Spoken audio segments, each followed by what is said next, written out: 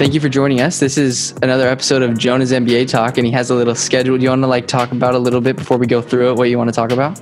Yeah, let's do it. So basically, I thought we could just go through the typical NBA awards, and obviously not all of those apply to the playoffs, so I made a few little adjustments. So basically, we've got the MVP, the Rookie of the Year, which I basically changed it so any first year playoff participant. So could counter Duncan Robinson, and then sort of the breakout player of the playoffs or the surprise as an alternative to most improved player. And then you've got sixth man and coach of the playoffs as well. So right on. All right. So do you want to start? Okay. And then do you just want to start off with that? Yeah, I guess so. All right, let's do it. Rotate through our picks. So for MVP, I came down to two finalists, and they were Anthony Davis of the Lakers and Kawhi Leonard of the Clippers. And my brain was telling me to pick Anthony Davis, but my eyes were telling me Kawhi Leonard. And so I ultimately went with Kawhi Leonard for this one. Just because I've said this quite a few times, I think Kawhi is the best player in basketball, and he's easily the best. I agree. Easily the best player in the playoffs too. I think that the way he gets shots is just so undeniable, and he can do it all by himself. Whereas I feel like you have to contribute or attribute AD's success partially to LeBron. Yeah, but AD can take over the game whenever he wants, bro. Yeah, and he's the only thing is he didn't get to this point in New Orleans, so it's hard to. And Kawhi has done it with three different teams. Exactly, yeah. And then also AD's mid-range has definitely been, I feel like, at an all-time high in the playoffs. But I also feel like that's just a small component of his offense, whereas 65 or 70% of his offense is being set up by actions run by LeBron or Rondo or Caruso. And so I just feel like Kawhi, even if AD's technically been better, Kawhi's been more important and has been taking on much more responsibility and a much more difficult task and succeeding in it. You want to know who I gave MVP to? Who's that? Jimmy G Buckets. Okay. Oh yeah, for sure, dude. I just felt as far as just being valuable, he's so important to the Heat, obviously, and what they've been able to do is just so amazing. Yeah, I agree 100% with that. That's why I gave Jimmy too. Yeah, I think Jimmy Bucket's got to be. I will say, though, both Anthony Davis and Kawhi Leonard are on my all-playoff first team. And Kawhi Leonard would have been my runner-up for honorable mention could be Russell Westbrook, though. Oh, yeah, for the Lakers? Yeah. I mean, you have to admit he had one of his best playoff series for the Thunder in the first round. So he really did everything he could, which is impressive considering he played there for 8 years or something. So that's a big deal. Yeah. A big series. Yeah, I honestly thought the Thunder were going to get past them. I wanted them to so bad. Well, yeah, me too. I despise the Rockets, but it's maybe this offseason, if the Rockets attach 2 first-round picks to Russell Westbrook, they can go and get Chris Paul. Dude, Chris Paul, Russell Westbrook. We can get into this later, but Russell Westbrook sucks. Yeah. Well, dude, I literally that's all I was texting Jonah. I was like, he could be the most expensive liability in all of basketball. I know. That's what I was thinking. There's no doubt in my mind he'll never win a championship because I don't think he cares about winning that much. He just cares about what's on his stat line. I genuinely think the most important thing to him are his stats and honestly just personal small victories over other players that he thinks he gets. Exactly, yeah. Or not even players, even cousins of players too. That's facts. But yeah, his passing was atrocious. He can't finish. I mean, he did have some good games. Wasn't his game before this last one was pretty good, right? He shot 50% from the floor. It doesn't matter to me. He sucks. I don't care. I'd rather have Clint Capella. Me too, yeah. CP3? Are you kidding me? Yeah, easily. Probably. I mean, CP3 and Harden didn't really work together, but yeah, for sure. Yeah, if you take away the personality aspect, it's a much better fit, though. Just like my shirt, repping Quan Alexander, 49ers linebacker core right there. Are you excited for your first game day tomorrow? Yeah, if they get to play tomorrow because the smoke. Oh, really? The Rams and the Niners, it's unhealthy air conditioned. It's hazardous right now, so it's up in the air right now. Where would the game be?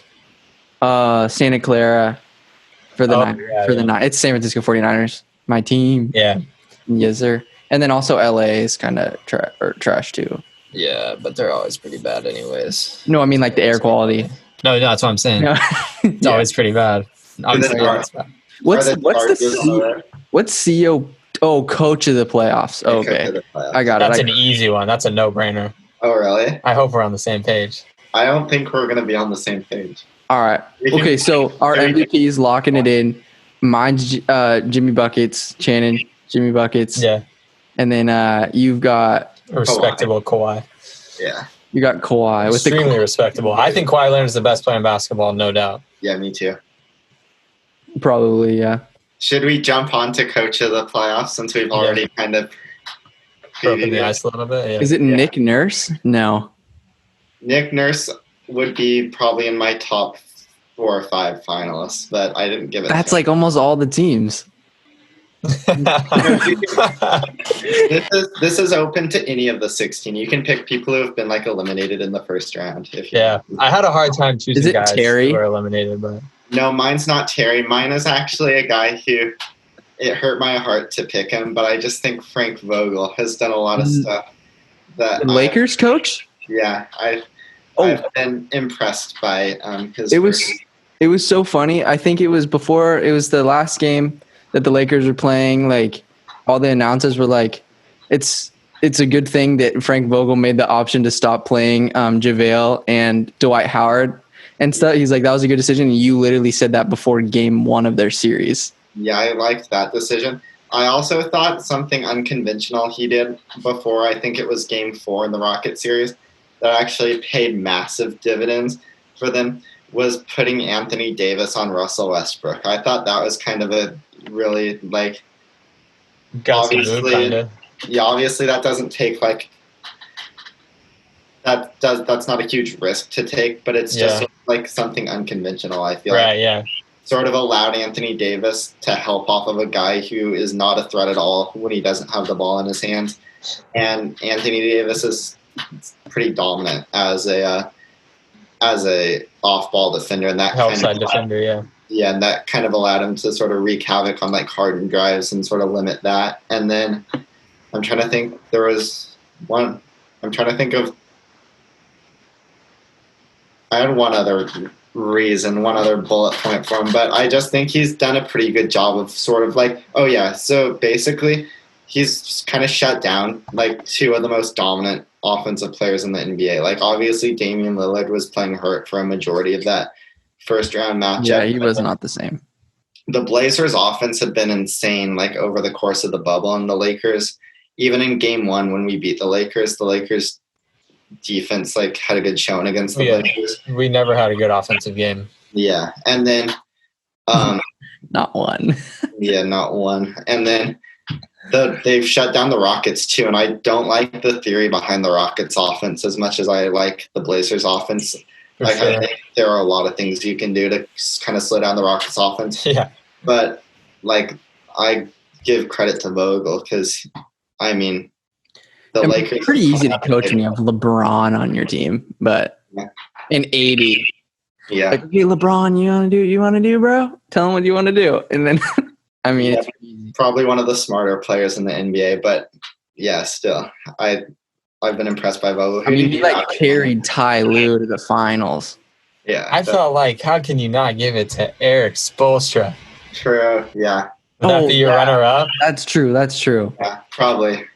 I think that's a good call. He's got to be one of the best coaches in basketball right now.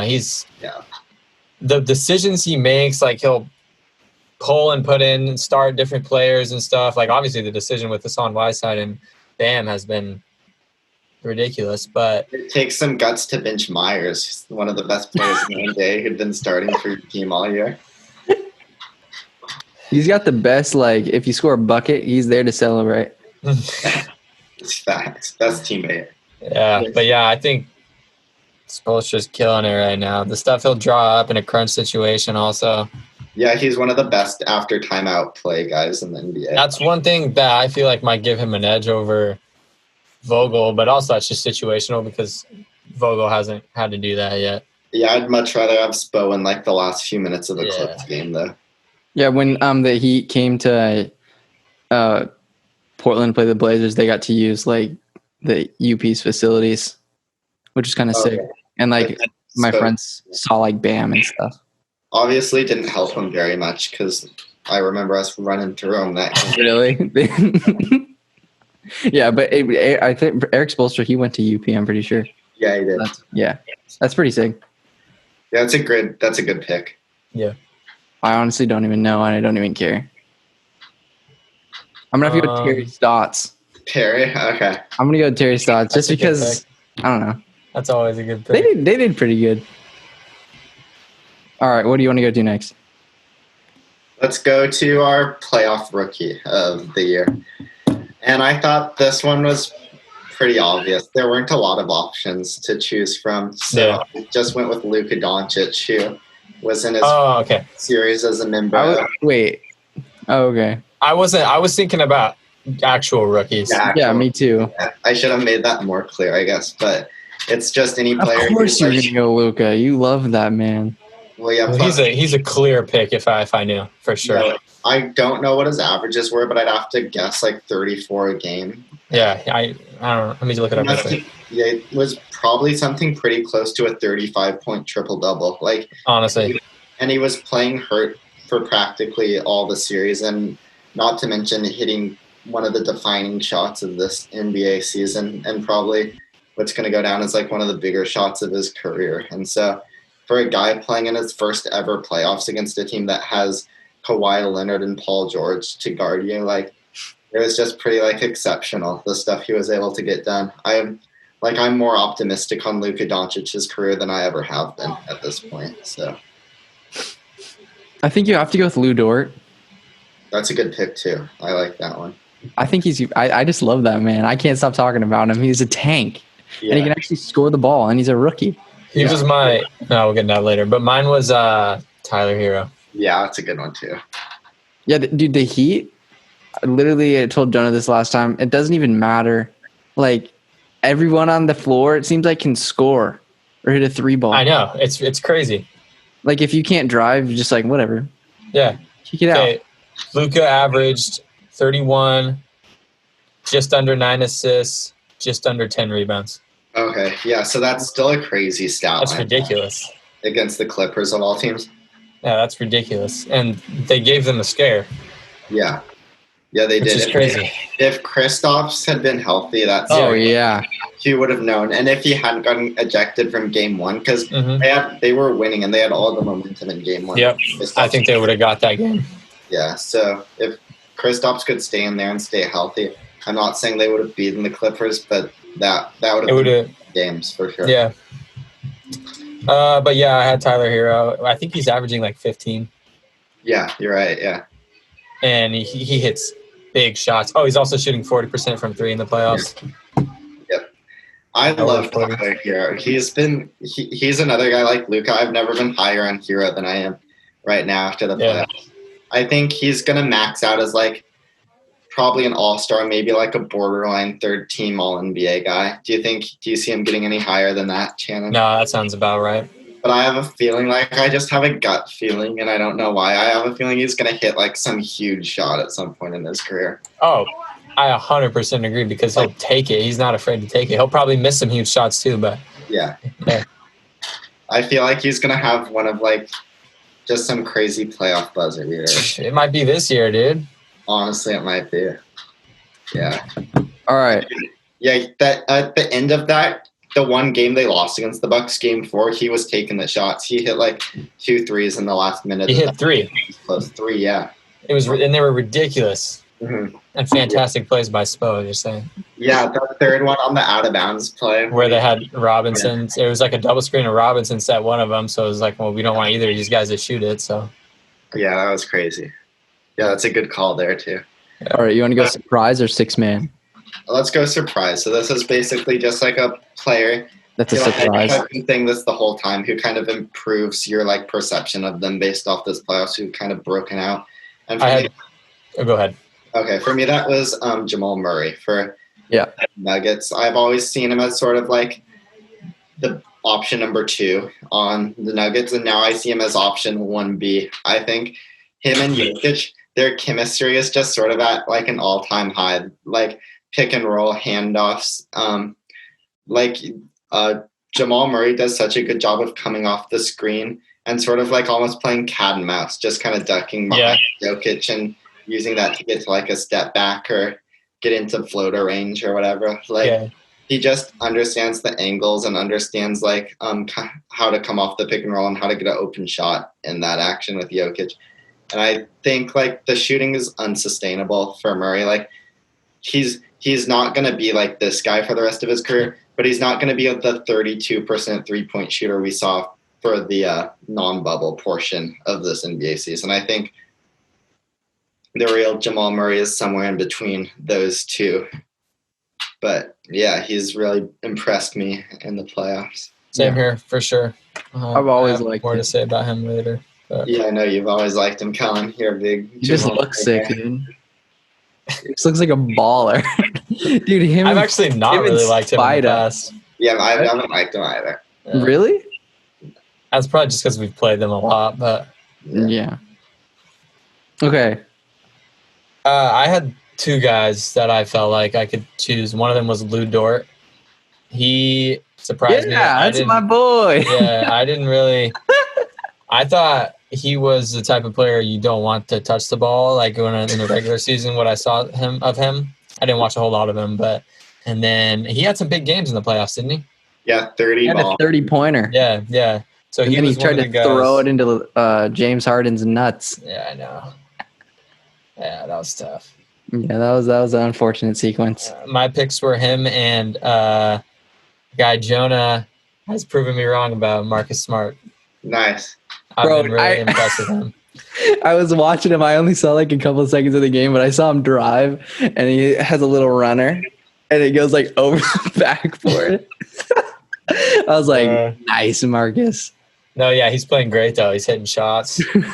He's always playing good defense. He's really fast and explosive. He is. He's got the best flop of the playoffs, too. I'm not sure if either of you guys remember it, but I think it must have been game 3 or 4. It must have been game 3. And it was a fast break, and I think it was Fred VanVleet had a wide open layup, and Pascal Siakam was kind of running behind him. And Marcus Smart ran into the side of Siakam and pushed him and just pushed off of him and fell down, and he got the call for an offensive foul on Siakam. And then Nurse challenged it, and it got overturned, and Smart got the foul and a fine as well the next day, but it was so funny. I want the Warriors to get Marcus, dude. I'm actually sold on your trade.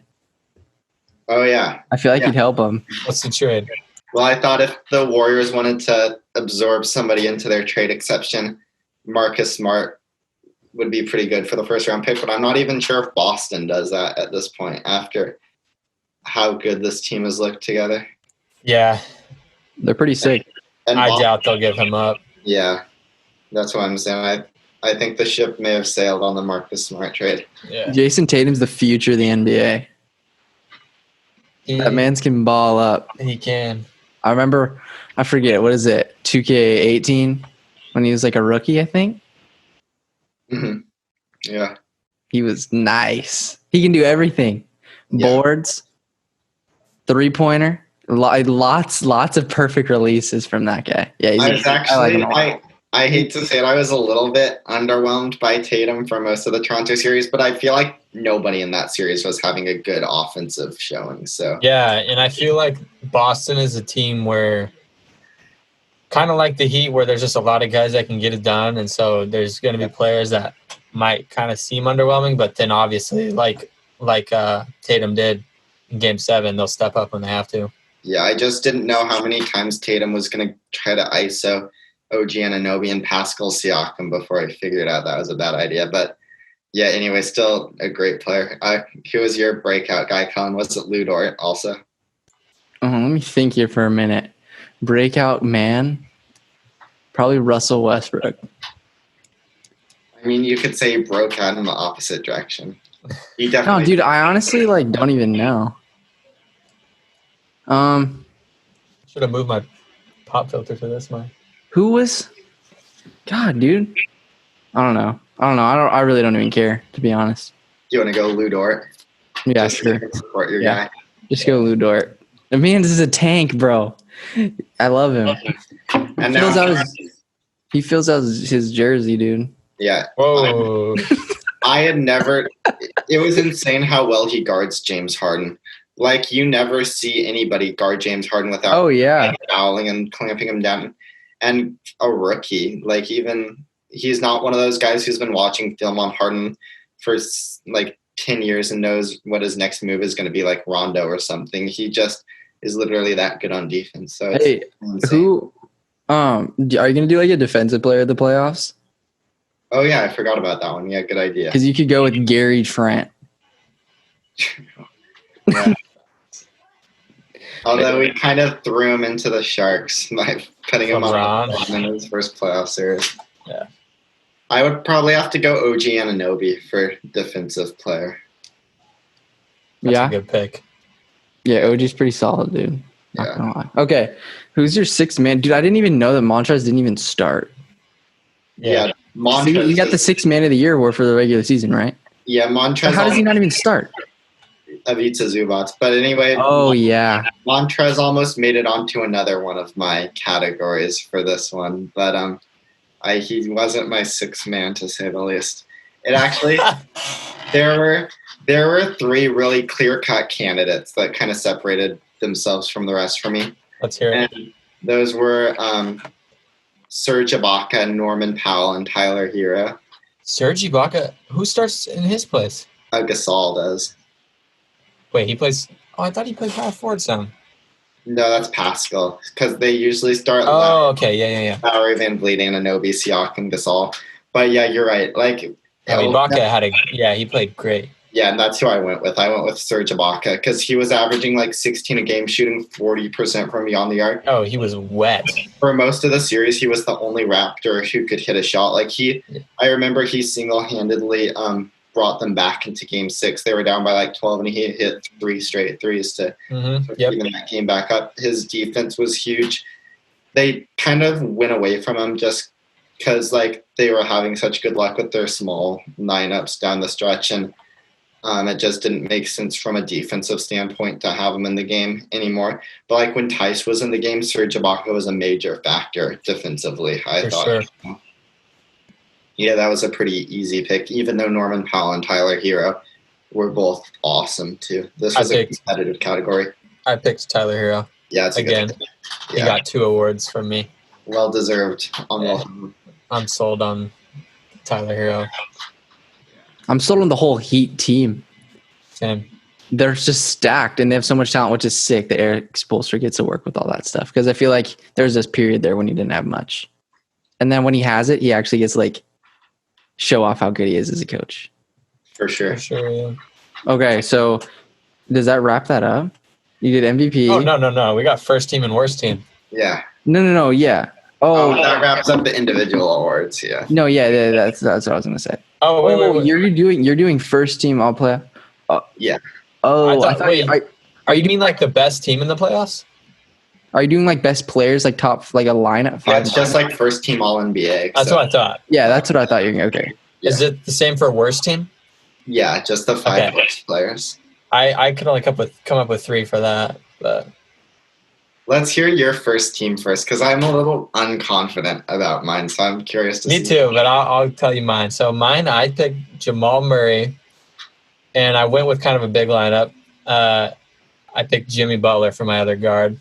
Nice. Yeah, that's good. And Kawhi Leonard, Anthony Davis, and Jokic. Yeah, we have pretty similar. We have 3 of the same guys. What's yours? So I went with, and as I say this, I don't like it. I went with Jamal Murray. Then the guy I'm not feeling so good about is, for my other guard, I actually went with Donovan Mitchell. He was awesome in the playoffs. Yeah, he was incredible. Though it was just I was having a hard time picking guys who got eliminated. For sure, yeah, and that's the thing too. Yeah, well, if I was being fair, I wouldn't really put Jimmy Butler as a guard, and Donovan Mitchell would definitely replace him. But it was hard. I don't think it's a stretch to have Jimmy as a guard, though. Yeah. Cool. And then for my front court, I went with Kawhi Leonard and LeBron James, and I put AD as my center. Yeah. LeBron was an honorable mention for me. Yeah, LeBron, I almost didn't pick him because he's had a few bad games, I feel like. Yeah. The Blazers, he no-showed in a couple of games, but he's always impacting the game, at least for his teammates, and he's had a few high 30 points, and he's averaging 29 throughout the playoffs, and so he passed a couple no-shows. For me, it was him or Kawhi, and I felt like Kawhi's been better, so. Yeah, there have been – you really can't go wrong with this because there have been so many good individual performances throughout these playoffs. For sure. Kellen? Dude, I don't really know, bro. This is your guys' show, dog. I don't really know. There are guys that caught my eye though, for sure. For example, I really like. This has nothing to do with anything, but Shai Gilgeous-Alexander's really good. Oh, wow! I liked him. I liked what he did in the playoffs. He's good. And then let me think for a second. I'm not adding him at first team. I'm just talking about guys that I liked. Yeah. Okay. You guys keep talking. I'm gonna think about some. Okay. Because, I don't know a lot of guys off the top. I mean, I know players, but I just don't know, them off the top of my head. Yeah, so for my worst team, this was my favorite category to do. My first player and team captain was Russell Westbrook. Yes, sir. Me too. My first pick, of course. Yeah. He's just been such a liability. It's honestly hard to watch. His passing is awesome. It is hard to watch, but I love to see it. I really do. Russell Westbrook, he just goes to the basket as hard as he can, and then he misses. If he can get a layup off, that's good. And if not, he just turns around and throws the ball. And if one of his teammates, that's good. And if not, it's a turnover. And he honestly, I've always hated him, but he used to be good. Yeah, he used to have a nasty pull-up jumper. He was so good at. Pulling up at he's obviously so fast, and what always impressed me is he could pull up at a full sprint and just stop and pull up and hit the jumper, and he was always so good going to the basket, and he's not good at anything now. Yeah, honestly. Even earlier this season he was playing really well. It's just been ever since he came back from getting COVID, and he's just been awful. He's horrible. The sad thing is just I'm not the biggest Harden fan ever, but I respect him as a player, and it's just pretty much impossible for Harden to run a competent offense with Westbrook on the floor. 100%. And we'll get into this more when we talk about that series, I guess. But it's just when Westbrook, if he has the ball in his hands, he's a liability because he's just a total wild card. And he's probably going to turn it over or miss a layup, most likely. And if he doesn't have the ball, the Lakers have no reason to guard him or even be concerned about him in the slightest. He's not going to hit a three. Yeah, he's not going to hit a three, which basically turns it into 4-on-5. And he's not a cutter. He's not. He doesn't care that much. Yeah, I'm not going to get too far into it right now, but he was probably the easiest pick on this team. The second, I have more to say about him. Oh yeah, what was I going to say? I was watching the game tonight, and I was thinking, maybe he should go somewhere else. And I was like, why would anybody want him, honestly? He has, what value does he have? Honestly, none at this point. Who? It's ridiculous that there's still people on Instagram who will say that he's better than Damian Lillard. Wait, who? Russell Westbrook, yeah. Yeah, no. It was funny. I was actually watching, an old video of Charles Barkley, talking about his, top 3 players or whatever, and he said, Kawhi, LeBron, and then he's even Russell Westbrook's got to be one of those guys that just leads players to victories and will maybe get a championship. And I'm no. Man, if only he saw this, if only he knew what was going to happen in the future. Yeah. I don't really understand what even. It's probably just because this weird time. I feel like he'll be fine next year. It's just that he couldn't finish it all and it was really sad to see. I think his problems go deeper than play. Honestly, I think he has the wrong mindset. Yeah. I think he has to change his mindset if he ever wants to actually win. If you're concerned with Rajon Ronda's cousin talking to you when you're getting blown out by 30 in the last 3 seconds or last 3 minutes of an elimination game, yeah, honestly, it's not in the right place. But yeah, for sure. Yeah. So I guess I'll move on to backcourt mate on my worst. I couldn't think of a backcourt mate for him. And I ended up going with Shai Gilgeous-Alexander. Oh, really? That's what I was thinking. Yeah, he was. I thought he was good. What? He was good, but not really. Yeah, he had a bad series. Yeah. I thought against, obviously Houston's defense, the foundation of it is switching everything. And the thing about switching teams is that it basically turns the opposing offense into an isolation-only team because, the pick and rolls, coming off the screens, cutting, you're not really going to get too much advantage on that. And so I thought Shai Gil just could kind of thrive in sort of an isolation setting because he's so good off the bounce, and he can get the floaters off in the mid-range so well. He's been getting to his step backs more frequently as the season went on. He can get to the rim. So I thought in an isolation setting, he would actually be the Thunder's one of their best offensive players, and he just totally disappeared. He was so passive and underwhelming, and I felt like I forgot he was on the court. Right, yeah. He would go long stretches without shooting a shot. I think he was 40% field goal percentage and then 29 from beyond the arc, just putrid numbers. Yeah. And then defensively, it was even worse. It was so just Shai's a tall guy. He's got a good wingspan. He's quick on offense. He's shifty on offense. I don't know why that doesn't translate to defense, but he just lets guys fly by him. And he doesn't strike me as sort of a low character kid. He doesn't strike me as a guy who wouldn't take it seriously or wouldn't be trying. It's just I don't know what it was from on defense yet. And I thought he was going to be maybe behind Lou Dort. I thought he was going to be their second best matchup for Harden, but that was not the case. I was super disappointed. I think if you get good production out of him, they win that series. No problem. Yeah, I mean, because it was so close. Right.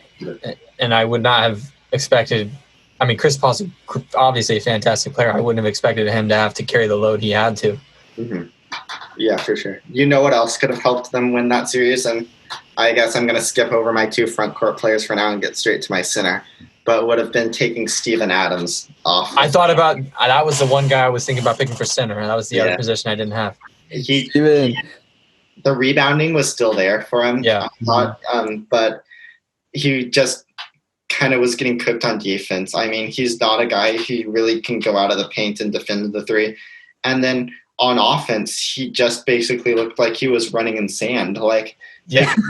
They couldn't really get him involved in pick and roll action at all because he can't get downhill fast enough to get anything at the basket. And when you're going against guys like Covington and Tucker, who are always playing at 110% and are going to beat you to the spot every time, there's just no room for a guy like Steven Adams in your offensive system. I actually thought they should have gone to Darius Baisley at center. Yeah, that would have been a better matchup, I think. He was a guy who actually really impressed me as a rookie. He shoots the ball well. I like his stroke. I don't know exactly what his stats were for the playoffs. Yeah, me either.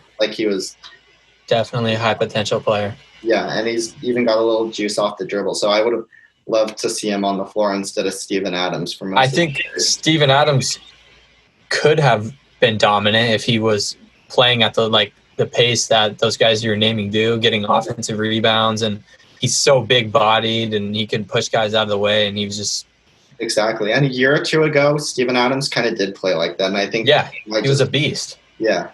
And whether it's getting older or just having that layoff kind of got him out of his rhythm, but it's definitely a disappointment. Yeah, for sure.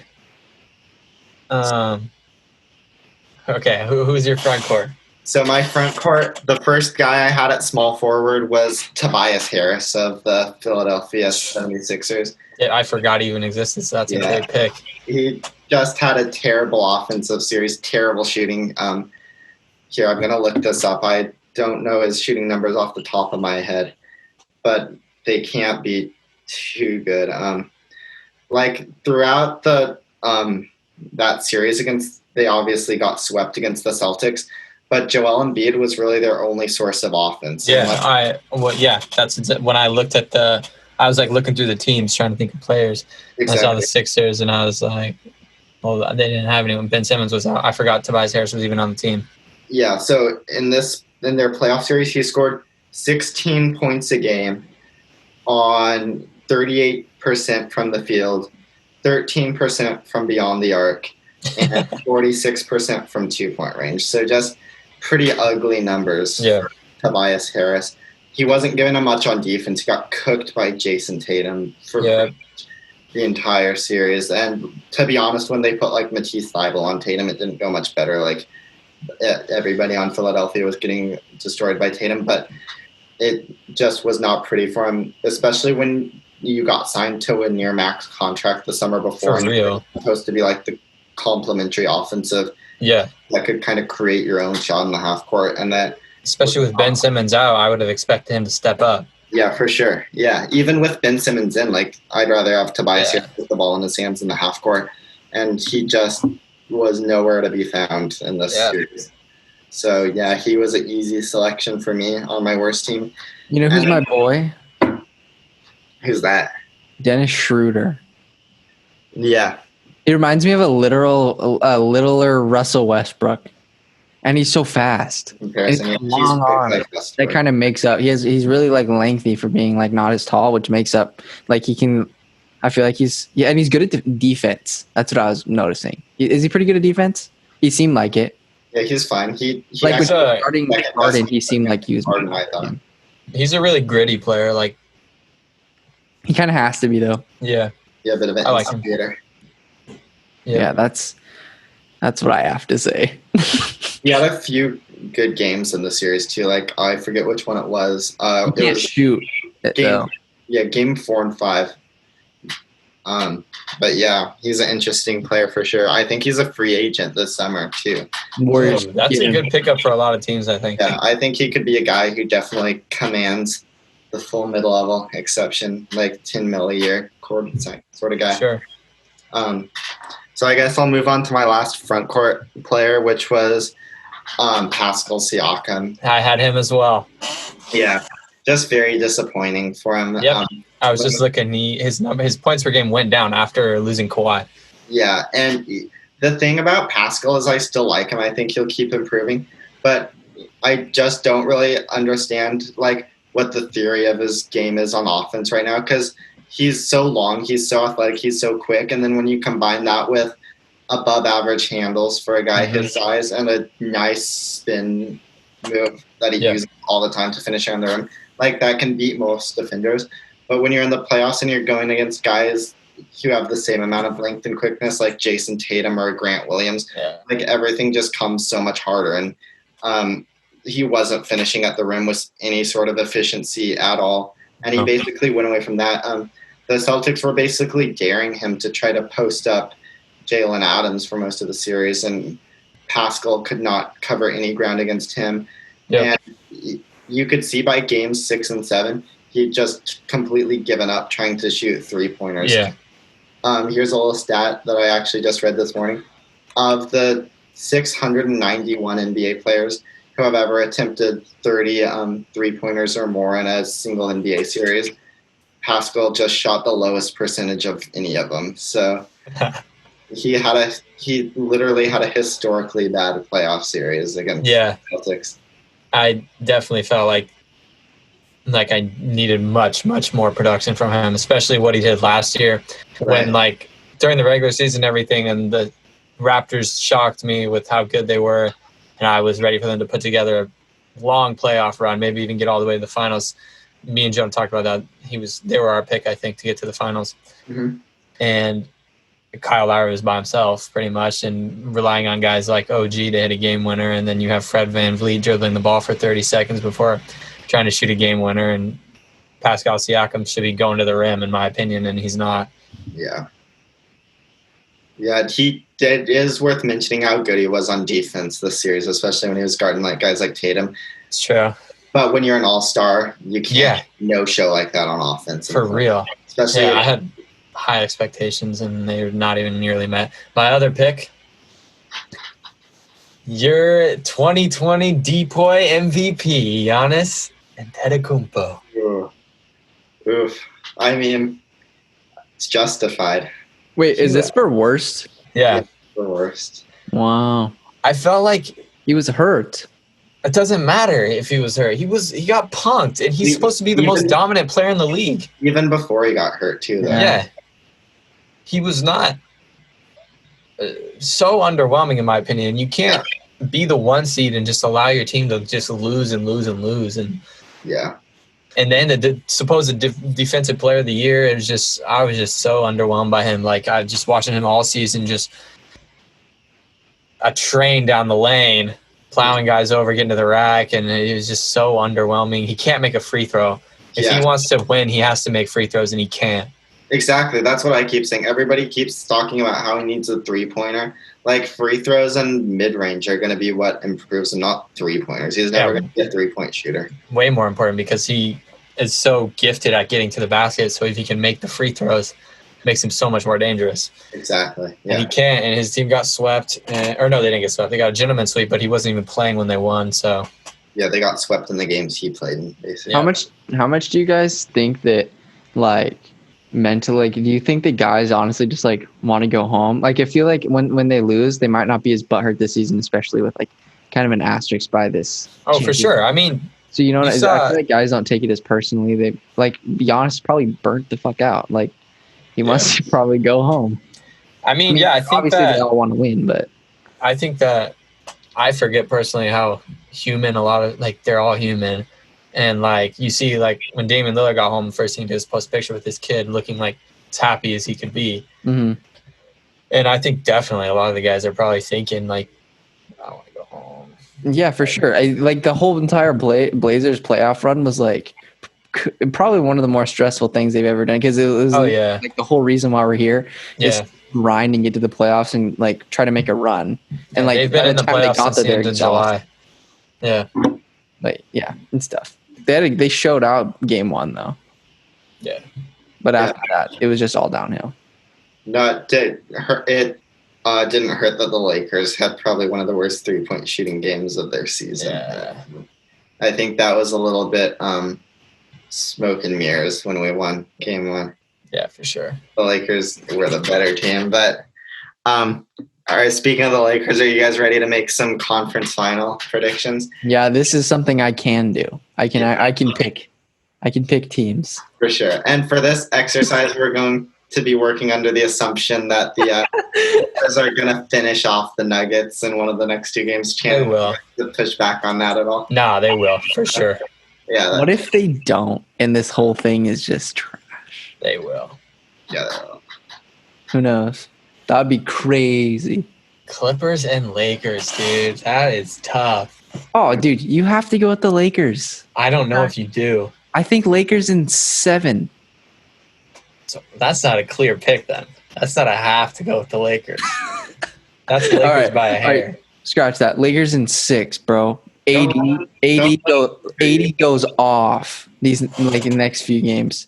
Like, I'm talking like 45, 37, 40. Like, he goes off. Like, historical run. Anthony Davis will be more important than LeBron, I think. Oh, yeah, for sure. 110%. I don't know. Kawhi Leonard is so good. Yeah, he is so good. And he's so hard to stop. Anthony Davis has to guard him probably, too. Yeah. And, I mean, it's tough. Pandemic P isn't a big help. He's been turning the corner, though. I know. I wanted to put him on my worst team, but he's been playing better. Yeah, I gotta go. I gotta go with the Lakers. Gotta go with the Lakers. Don't you, Jonah? Let's see.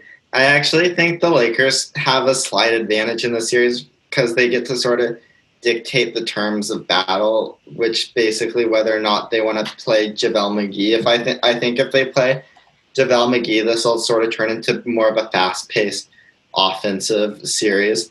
I think if they play 80 at center like they have against the Rockets, I think this sort of turns into a bit of a rock fight sort of thing where the Clippers are going to be able to start Marcus Morris at center and Kawhi at power forward and play a lot of switchy defense and just basically force Anthony Davis to post up against a Marcus Morris or Kawhi, or force LeBron to try to get a drive against, against like Marcus Morris or Paul George.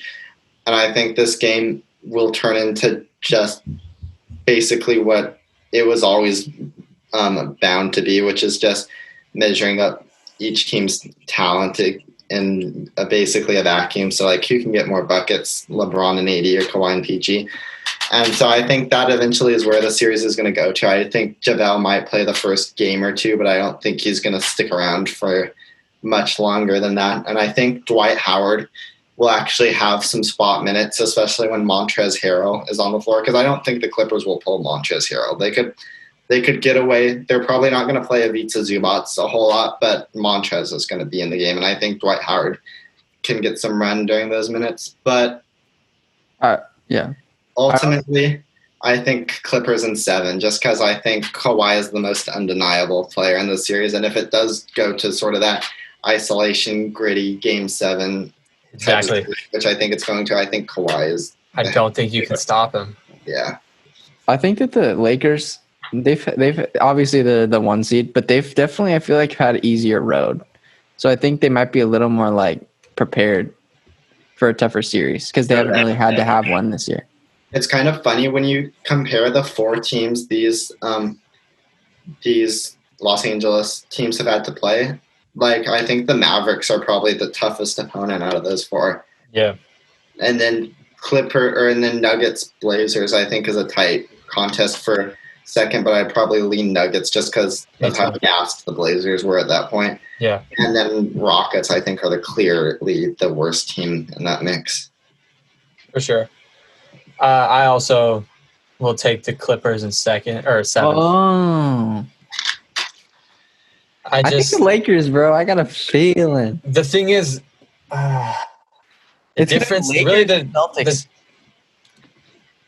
I disagree. It's gonna be an old school classic. I disagree. That would be fun, but Anthony Davis has to be the difference, and he hasn't done it before. It's hard to say. He hasn't played at the highest level when it matters the most. He hasn't been in that position before, and Kawhi has done it on multiple teams. Yep. Who do you think guards Anthony Davis? It's got to be Kawhi, right?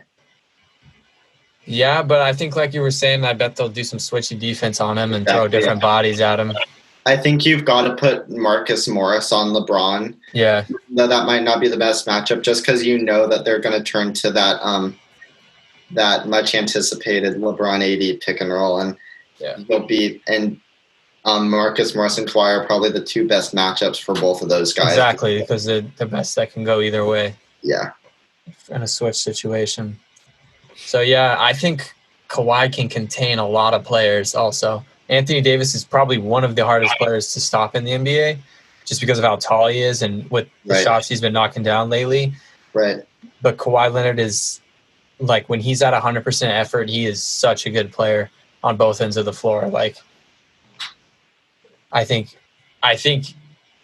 he's enough to get it done. I think it's going to be also interesting. This is the sort of series that could come down to like the bench players. And this is one of those ones where I think Caruso stands out. Maybe, but I think it's also a series in Game 1 where you might see like each team play like 9 or 10 guys in Game 1, but probably like 7 or 8 guys in Game 10. Right. I think there'll be some casualties as we go through.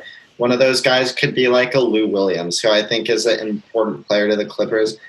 But if this goes to being more of sort of a switchy isolation heavy series, like that LeBron is going to basically put a target on Lou Will's back. So I think Lou Will could be a guy we see play like 20 to 25 minutes in Game 1 and maybe like 10 minutes in Game 7, depending on how this series goes. So, yeah, that's another thing to look out for, too, is just who survives sort of the playoff crucible and who doesn't. And that's another thing is I think I like the Clippers bench more than I like the Lakers bench because, I mean, like guys like Kyle Kuzma are so hit and miss. For sure. Yeah. I don't know. Yeah. That's actually true.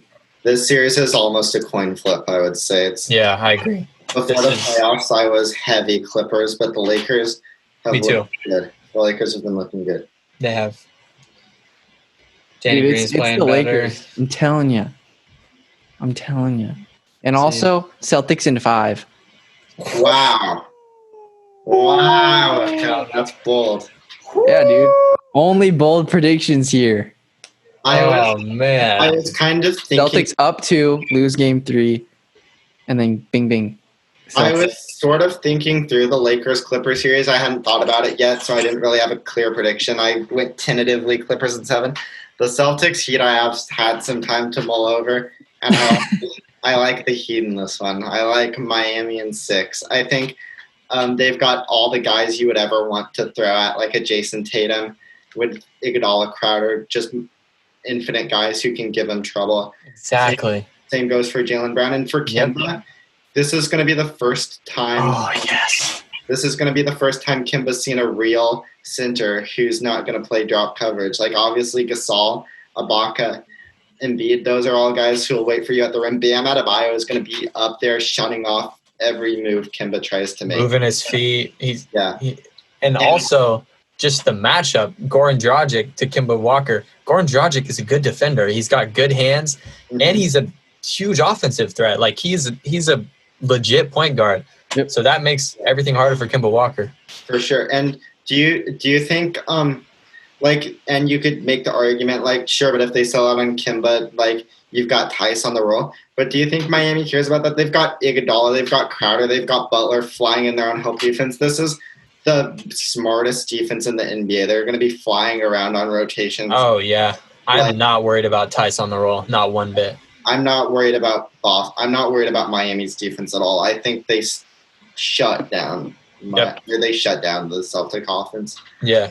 I mean, that Tice, like, he'll get some buckets, but that's not going to change a series outcome. For sure. No chance. I think the Celtics are going to be walking in even more mud than they were against the Raptors. This is 100%. Yeah, this is going to be tough. On the other side, though, I think the Celtics can do some things to sort of slow down the Heat. Like, obviously, with the Heat, your primary action is probably going to be having Bam at the elbow or the top of the key or the nail and just kind of running cuts and sort of that handoff game that they've been working all season. Yep. If I had to pick, like, 2 guys to defend that, the first one would actually be Eric Bledsoe, who did a good job of sort of limiting that. They kind of took away that portion of the Heat offense for the most part. But the second guy is Marcus Smart. I think you can put Marcus Smart on Duncan Robinson. And I think that'll make it hard for the Heat to go to work in that aspect. That's true. But then that takes away your best Jimmy Butler defender. Like, at that point. For real, yeah. We haven't even said anything about Jimmy Butler yet. I think at that point you have to put Jalen Brown on Jimmy Butler.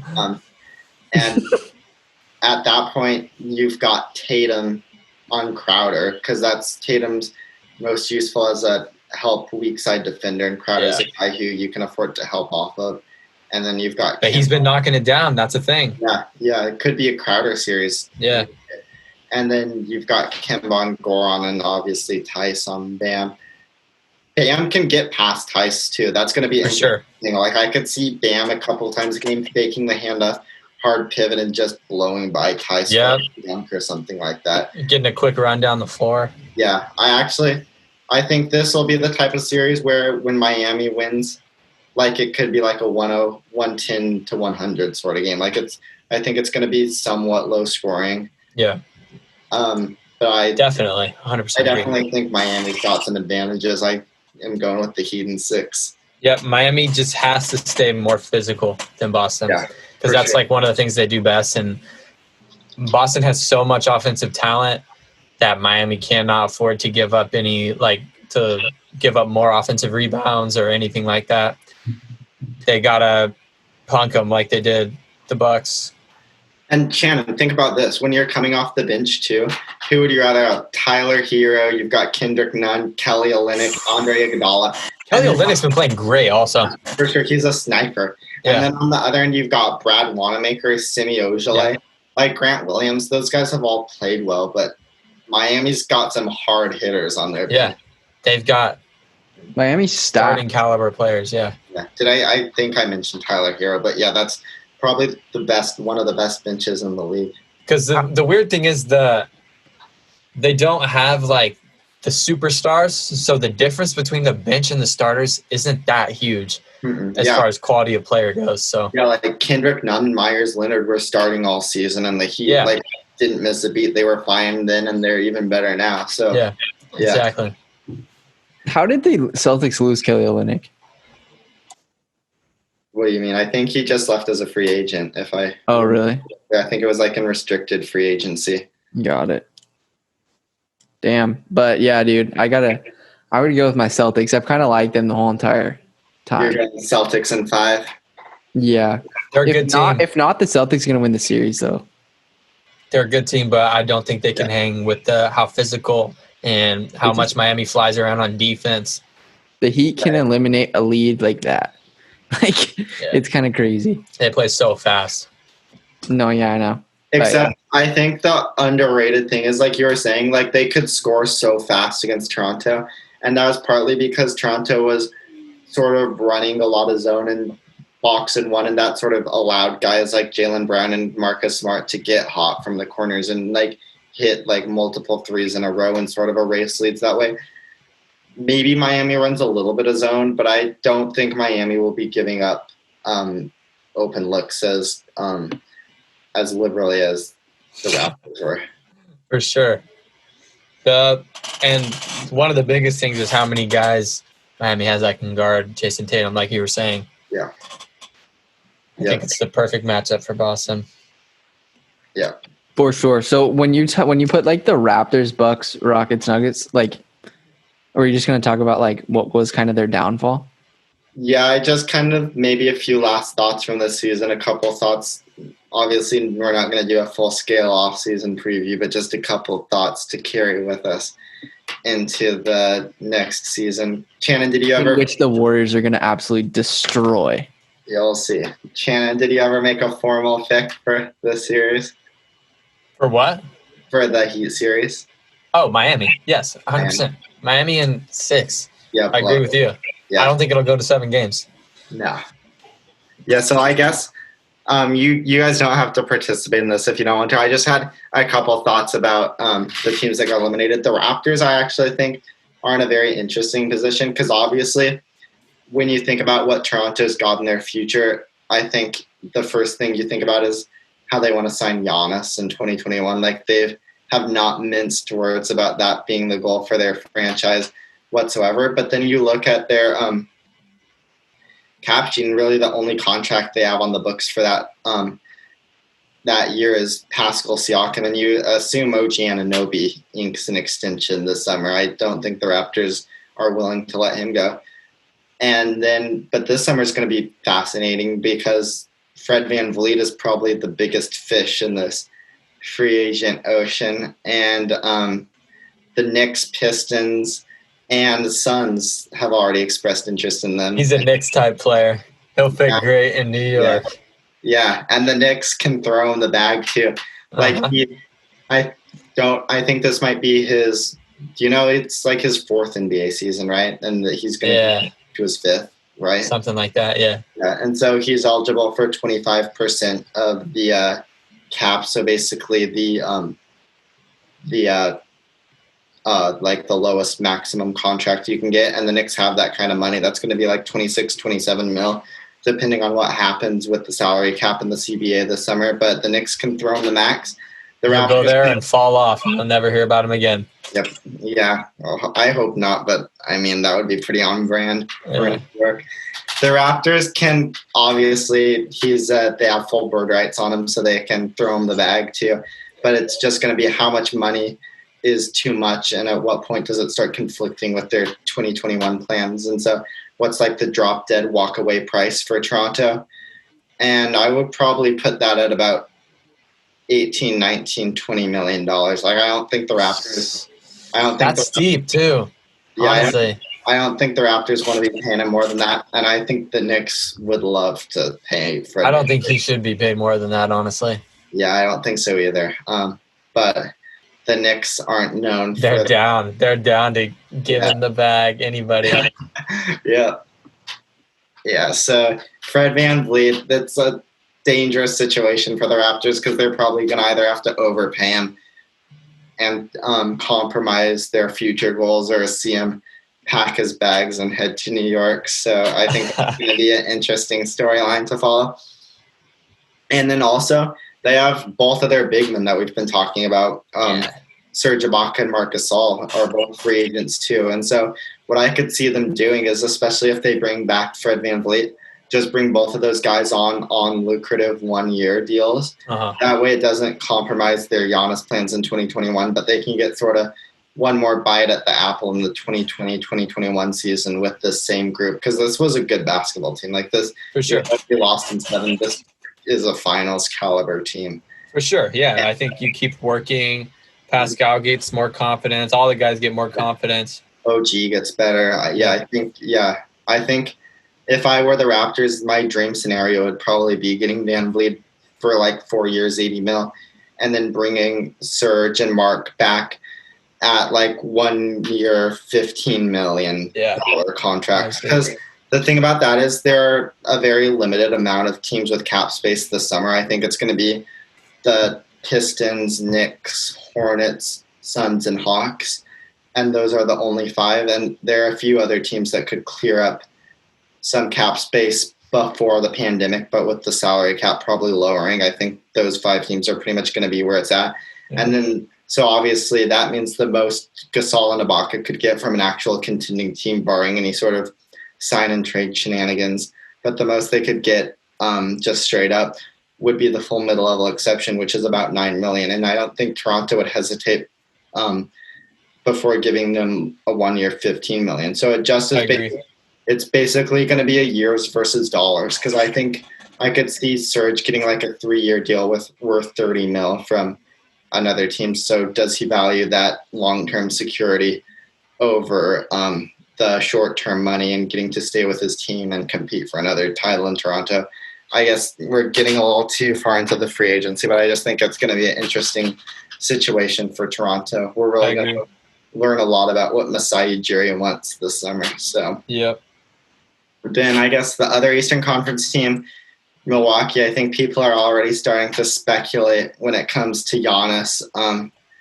Obviously, he's said he doesn't want to trade. I don't think they would trade him even if he did want to. I think they'd be smart to give it one more run. I agree. Similarly to what Oklahoma City did with Durant in 2016, even though there were murmurs that he might be headed out, they stuck it out with him, and it paid off. Like, they had a deep playoff run, a memorable playoff run, something to kind of keep their fans happy. For sure. And Durant left, and 5 years or 4 years later, they're fine. Like, they've got all the picks, all the future assets they could want. Like, it didn't really hurt them that Durant left for nothing. And obviously, that's a extremely different situation than the one the Bucks are in right now. But it's just an interesting comparison. It's been interesting too. Ever since the Bucks got eliminated, there have been the 3 big stories. 4 if you count the Giannis not wanting to be traded thing, which I don't, because I wouldn't have expected him to say anything else. Yeah. But the first one is that they plan to keep Mike Budenholzer for the next season, which I was not impressed with Mike Budenholzer's coaching at all in the playoffs. Not at all. I don't even feel like he's I felt like one of those coaches who was just like there to be the coach, he's a coach for show. Yeah, and I think he does a great job of strategizing and implementing a system that works during the regular season. Obviously, the Bucks had that sort of extreme bar off the rim allow open threes, and it worked for him. They were the best defense in the league. But Nick Nurse just time after time was unwilling to make even the simplest of adjustments in the playoffs. Yeah. And that's ultimately what ended up hurting the Bucks almost as much as anything. So I think Nick Nurse has implemented the system. The players know it. They're comfortable with it. Wait, you mean Mike Budenholzer? Yeah. Did I say Nick Nurse? Yeah. Mike Budenholzer has implemented the system. His players know it. Everybody kind of is familiar with it. now bring in a coach who can sort of take him to that next level and is willing to like. It's more dynamic. It's more dynamic, exactly. And so, but I guess the Bucks are going to keep going with Budenholzer. Obviously, has had success in the regular season. They've had the best record 2 years in a row, so I guess that sort of makes sense. But sort of disappointing. They are going to change stuff, though.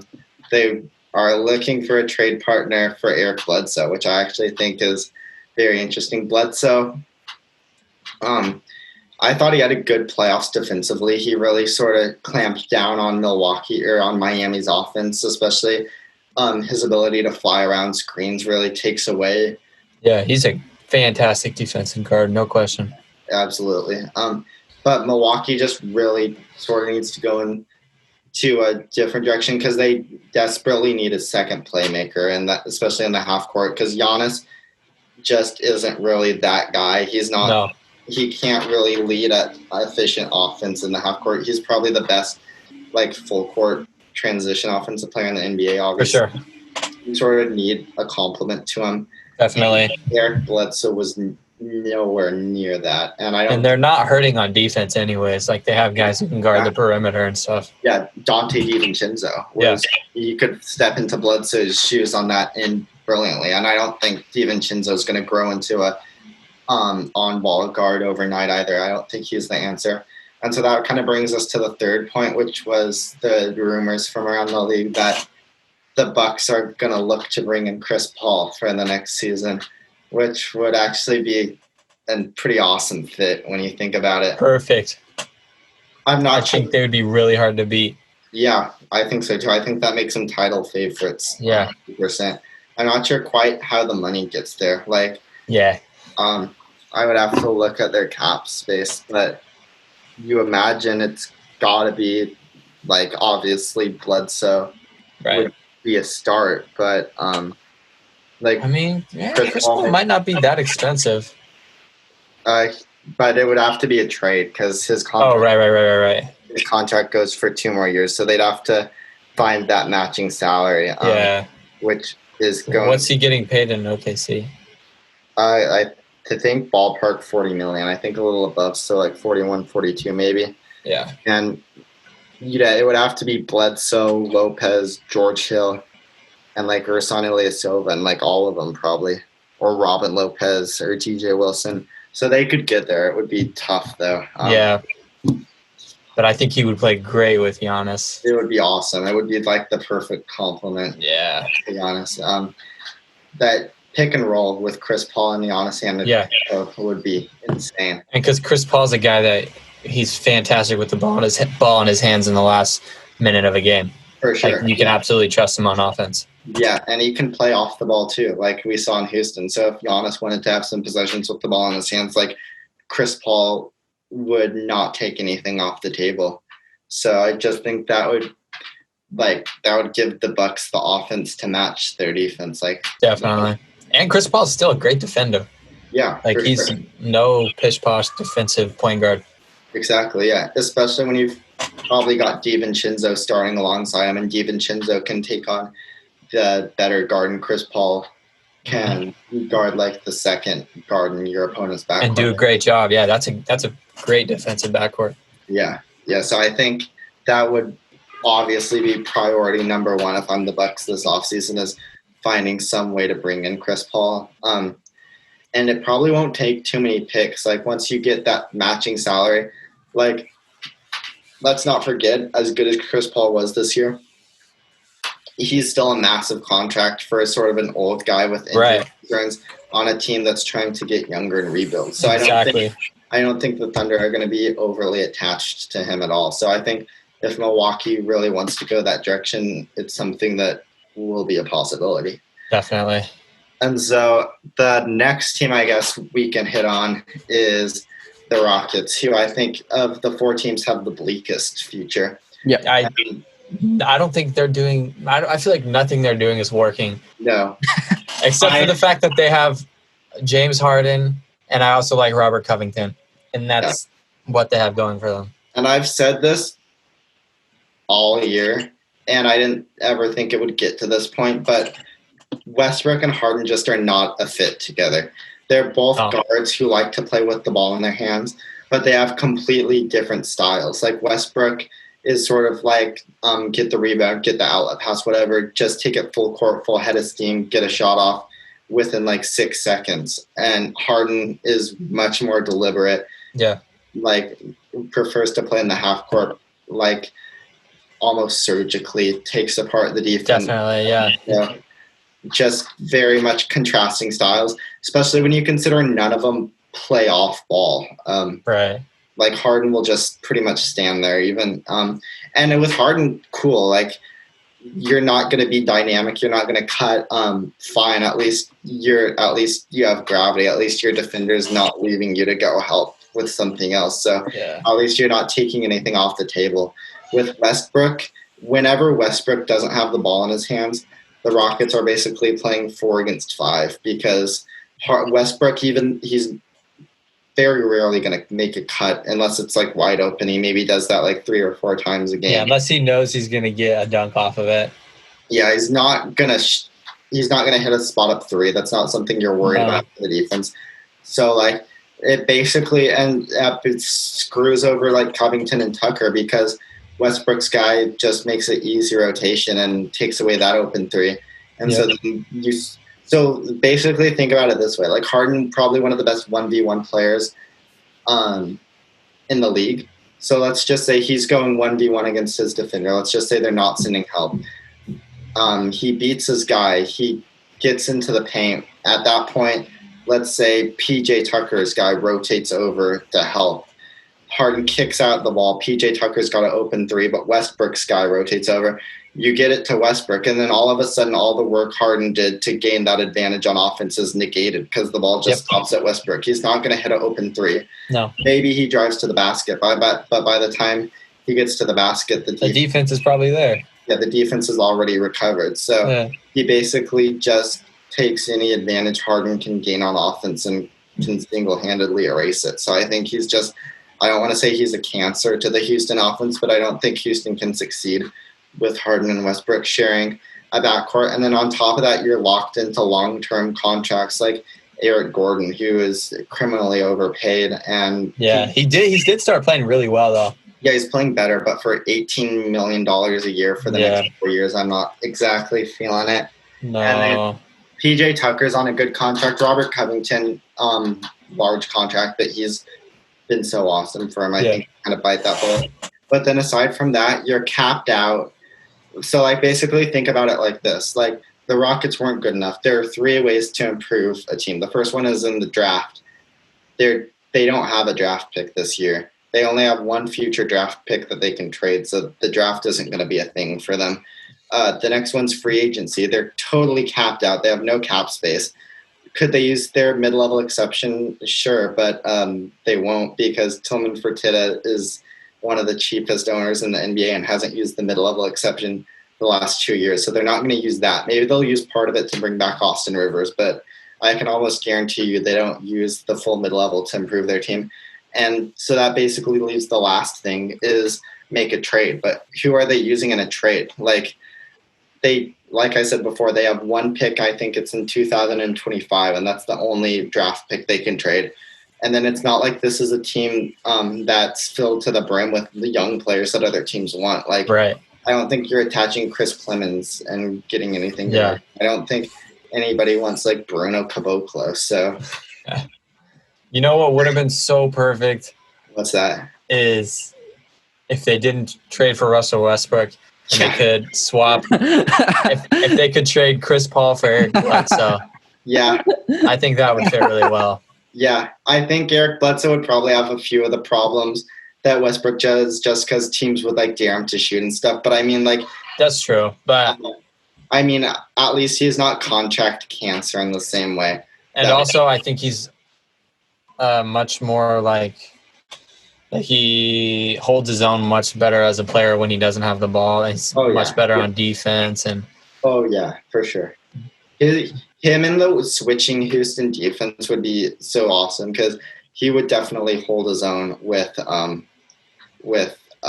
like bigger guys when about the switches and stuff. But, yeah, I don't want to say the Houston Rockets are screwed But let's just say Harden's contract expires in 2 years, and I don't think they're winning a championship in the next 2 years. And so, no, I would love. I hope James Harden leaves. Yeah, and What's a good fit for him? What? What's a good fit for James Harden if he left Houston? Honestly, there's no such thing as a good fit with James Harden, because when James Harden's on your team, you sort of have to fit around him. Yeah, that's what I was gonna say. He's not really the type of player you add onto a team and keep going from there. Yeah, but so it's basically gonna come down to if he does get traded, which I don't think he does. If you have James Harden, he's kind of like Giannis. You don't trade him. You just do your absolute best to win a championship, and then if he leaves, he leaves. But yeah, that's a good question. What team would he look good on right now? I don't know. Yeah, I'm not sure. It's just one of those things where as soon as he just is such a heliocentric player where everything kind of has to work around him, you can't just sort of drop him on a team and have it be a good fit right away. If he went to the Knicks. That's what I was thinking. It's like a team like that where he just you need a team where you can drop him in and everything's focused around him. Yeah, except I mean, what team sucks? He's not going to go to it. Exactly. Yeah. He's going to go to a win now team? Yeah, for sure. Because he's going to be old when the contract expires. He's going to be in his 30s. And I think he's still got a lot of good basketball left in him. But definitely. Well, yeah. Especially with how he plays. Yeah. Honestly, I have no idea where this team is going to be in the next 2 years. So that makes it really hard to sort of... I'll tell you, we're at the bottom of the Western Conference. Yeah. For the Warriors? Yeah. But I was going to say, if we're just talking about sort of in terms of a basketball fit, what about the Sacramento Kings? I think De'Aaron Fox is sort of like... Ooh! De'Aaron Fox is sort of like Russell Westbrook, the pros Westbrook without the cons of Russell Westbrook. I would like that. He's sort of like... They probably would have the money for him, too. Yeah, he's sort of like the change of pace can go work a little faster than a Harden, but teams aren't going to ignore him because he can actually hit shots, and he will be a willing participant in the offense when James Harden has the ball in his hands. So I think that, of all teams, is probably I could actually see him on there, too. Yeah. If you get a good coach out there. Yeah, not Luke Walton, but yeah. No. But yeah, obviously, we have no idea who's going to be on that team. I'm just thinking, in terms of what point guard would he look good with. I think De'Aaron Fox would be a good option. Yeah. Who else is on that team? Well, right now they've got Buddy Hield, Bogdan Bogdanovic, Harrison Barnes, Nemanja Bjelica, Rashawn Holmes. That's pretty solid. Kent Bazemore. Oh yeah, Kent Bazemore. Yeah. Yeah, there are obviously tons. I'm forgetting. They've got some solid players. Yeah. I'm not sure what their cap situation looks like. Yeah. But they just signed Barnes to a long deal. They just signed who's their backup point guard?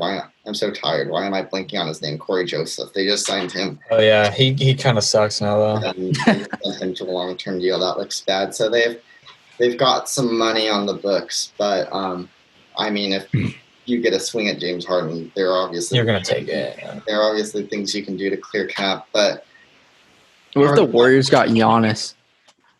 It's honestly not if we were just thinking if Giannis demands a trade, I don't think the Warriors are too far-fetched. If I were going to rank the teams that Giannis is going to be on in the next 3 years, I think behind Milwaukee, I think the Warriors are probably I think I'd go Milwaukee, and then Toronto, Miami, and Golden State are the three other teams I could see him on if he leaves the Bucks. Definitely. That would be wild. Yeah, for sure. Him and Steph would just be ridiculous. I'm excited to see the Warriors play again. And me too. I kind of miss them. Yeah, dude, that's the only team I watch. The only way I know basketball is by watching the teams the Warriors play. It's just so weird. They were so fun to watch for so long, and they were always on national television, and then the season. They were always like the this season, though, honestly. What? we needed this season. Just a little rest, regroup, and then fucking kill it next year. A little R&R for the freaking All-Stars. No, yeah. I honestly, Jonah thinks they'll be. I definitely have high expectations for them, but who knows? As I can see him being like a first or second seed in the playoffs. I'm excited to see Andrew Wiggins play there. Right, that's what, dude. I freaking love that guy. He's so good. I say they'll probably be the third seed this year. Whew. Really? You think higher? The Warriors as the third seed? No, I think much lower. Really? I think they'd be lucky to get home court advantage because I think there are three. I think the top three seeds are pretty clear cut for me next year. Actually, who are they? I think the Clippers, Nuggets, Mavericks. I think are really. Really? Yeah, I think. Wait. Say that again. Clippers, Nuggets, Mavericks. Okay, first of all, the Warriors are going to destroy the Mavericks, and they're going to destroy the Nuggets. In the playoffs, I agree, but I don't think that's true. It's gonna their regular season record actually probably won't be that great because of. That's what I'm thinking. They're just going to be chilling. I think the effort won't be there. I think there's going to be a lot of getting back into shape. Definitely, I agree. Yeah. I was picturing a healthy and. They're going to be a problem in the playoffs if they make it. Yeah, they'll be one of those teams where they come into the playoffs with the lower seed, but they're super good. Yeah. Could you imagine they're like an 8 seed and then they just cranked it up and just threw a big hitch and things like if the Clippers were the 1 seed and they just knocked them out. You just bulldoze through everybody. Because that would happen. I don't think they would be the 8 seed, obviously, though. You never know, honestly. A few injuries here and there. And what do you think the Warriors should do with the second overall pick? Keep it. Yeah, that's what I'm leaning towards too. But then, who do you take with it? You're taking Wiseman. Okay, yeah. That's what I would say. I think we're all on the same page. Yeah. Because I know I've said this before, but it's just about maintaining flexibility is probably the most important thing you can do as an organization. Yeah. And especially in a case like the Warriors where we don't really know what they're going to be next year. If you draft a guy like Wiseman, he can contribute if you're playing well. And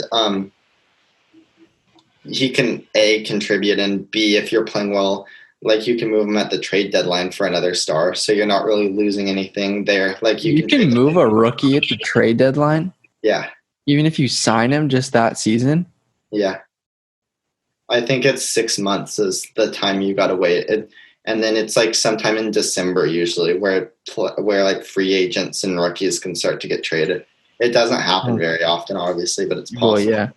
And then Warriors are in a very unique situation where if they get rid of him, they're still kind of fine. Yeah, but they would obviously get something good back. Yeah. But I'm so excited with Wiggins and Dre and Clay. Yeah, it's going to be fun to see those guys back. And Eric. When Eric will come off the bench. Yeah. And then Kyron Bowman is basically kind of like a Quinn Cook. And then, Smiley. Wait, so Kai Bowman is kind of like the guy who is the 14th man on the bench for the Lakers. No, I'm talking about the Quinn Cook of old. Kind of just not as good. Yeah. Quinn Cook was solid on the Warriors. Yeah. Well, he came off the bench and hit a bunch of threes. Well, I mean, the Warriors weren't exactly a deep team. Alfonso McKinney was starting NBA Finals games for the Warriors, so they weren't. I liked Alfonso McKinney though. They weren't exactly the pitch. No, he sucked. And then, do you remember Ian Clark? Yeah, I was just thinking about him. Yeah, I liked him a lot too. Yeah. And then obviously Sean Livingston was good coming off the bench. Oh, and maybe you guys can use your Andre Iguodala trade exception to bring back Andre Iguodala. I don't think we would want Andre, right? He's old. Yeah, I'm just joking. I can't tell with you sometimes. Sorry. But dude, imagine he got ironic. What? Yeah, I know. Because they got the trade exception from trading Andre Iguodala, and they could use the trade exception to bring him back. I just think that'd be a cool twist of fate. But yeah, I like the Warriors' chances next year at winning a title, for sure. Woo. I don't know about a title. Why? I think I like their chances at winning a title in the next 3 years. Maybe next 2 years, actually. But I don't know about next year. I don't see why they wouldn't be in contention next year. I like their I just see Jonah's face. He's like, You know how I feel about the Warriors next year. You're just a hater, dude. There's still the Clippers. There's still the Nuggets. They should have no reason to be scared. They have just as much, if not more, firepower than both of those teams. Stop it right now. Kawhi Leonard still is on the Clippers. Who's stopping Kawhi Leonard? Clay. And Draymond. Draymond Green is the most overrated defender of all time. Stop. Draymond Green's not that good. Defender. No, he's not. He's Patrick Beverley enlarged. Isn't that still pretty good? No, Patrick Beverley sucks. I feel like that's kind of strong. Patrick Beverley does suck. Patrick Beverley doesn't belong in the NBA. I think Draymond is over the hill, though. You've got to. Well, I don't. What? I agree. That's facts. That's facts. He had his time. And he was healthy this entire year and just chose to sit out. Like he's probably stuck coaching a G League team. Jonah, we've been over this many times. Draymond Green is not going to guard Kawhi Leonard. Yeah. Draymond Green is gonna talk crap to Kawhi Leonard, and Kawhi Leonard doesn't care. Andrew Wiggins will guard Kawhi Leonard. No, he won't. Whoa, that's even worse than that is the last guy you want checking Kawhi Leonard. No, Alan Smailagic. Okay. Locked on anybody in the league. But Are you sure it's not going to be Jordan Poole? Oh, dude, that's why I forget. Jordan Poole is going to pop off next year. I'm telling you. I know. I'm being dead ass. He turned it up. Go look through his stats. Slowly. It's an annual tradition. Every rookie on like a shitty team plays well towards the end of the year because they just get annual tradition. They just get more shots and playing time. It's not like he was. Jordan Poole was taking plenty of shots and he just wasn't sinking them, and they started to fall in towards the end of the year. Yeah, I mean, that would be the same if I was on the Warriors taking plenty of shots the entire season. Eventually, they're going to start falling. I'm just saying, Warriors are going to be solid, dude. And I definitely think Clay and Draymond can guard Kawhi. For sure. I can't wait for us to go to another Blazers Warriors game. I hope that they have a. We all know what happens. We all know what happens. Damian's like, I don't want to be the second best point guard in the league, and then he pops off. Every single Blazer Warrior game I've been to, Dame has dropped 50 points. And they've lost. Every single time I went to a Blazers Warriors game at Moda, they've lost. The Warriors have? Yeah, every single. I've gone to 3. That's because they're not quite as good as the Blazers. Guess so. Guess not in the regular season, I guess. But then we went on to I went last year, and KD dropped like 40 something though. But that was about it. KD because Steph was hurt. It was a fluke. Yeah. It was a fluke that the Warriors swept the Blazers in the West. Honestly, it kind of was. It was. We were up every time. Yeah. They were up like 15 plus points each and every game. Yeah. And that hurts our legacy so bad. They choked, dude. That was so bad. Yeah, that was bad. Every single game, I was like, no, when it game time, I forget what. Yeah, in game 4, I was like, crap. It's going to go to a 5. And then I was like, maybe not. That's ridiculous. Myers Leonard torched you guys. Yeah, he did. That's facts. That's a victory.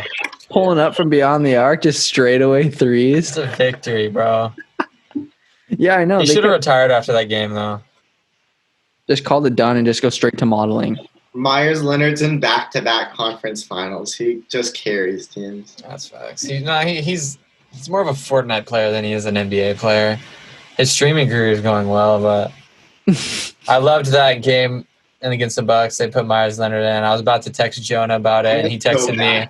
And then Brook Lopez gave him about 3 buckets in a row. He bricked a 3.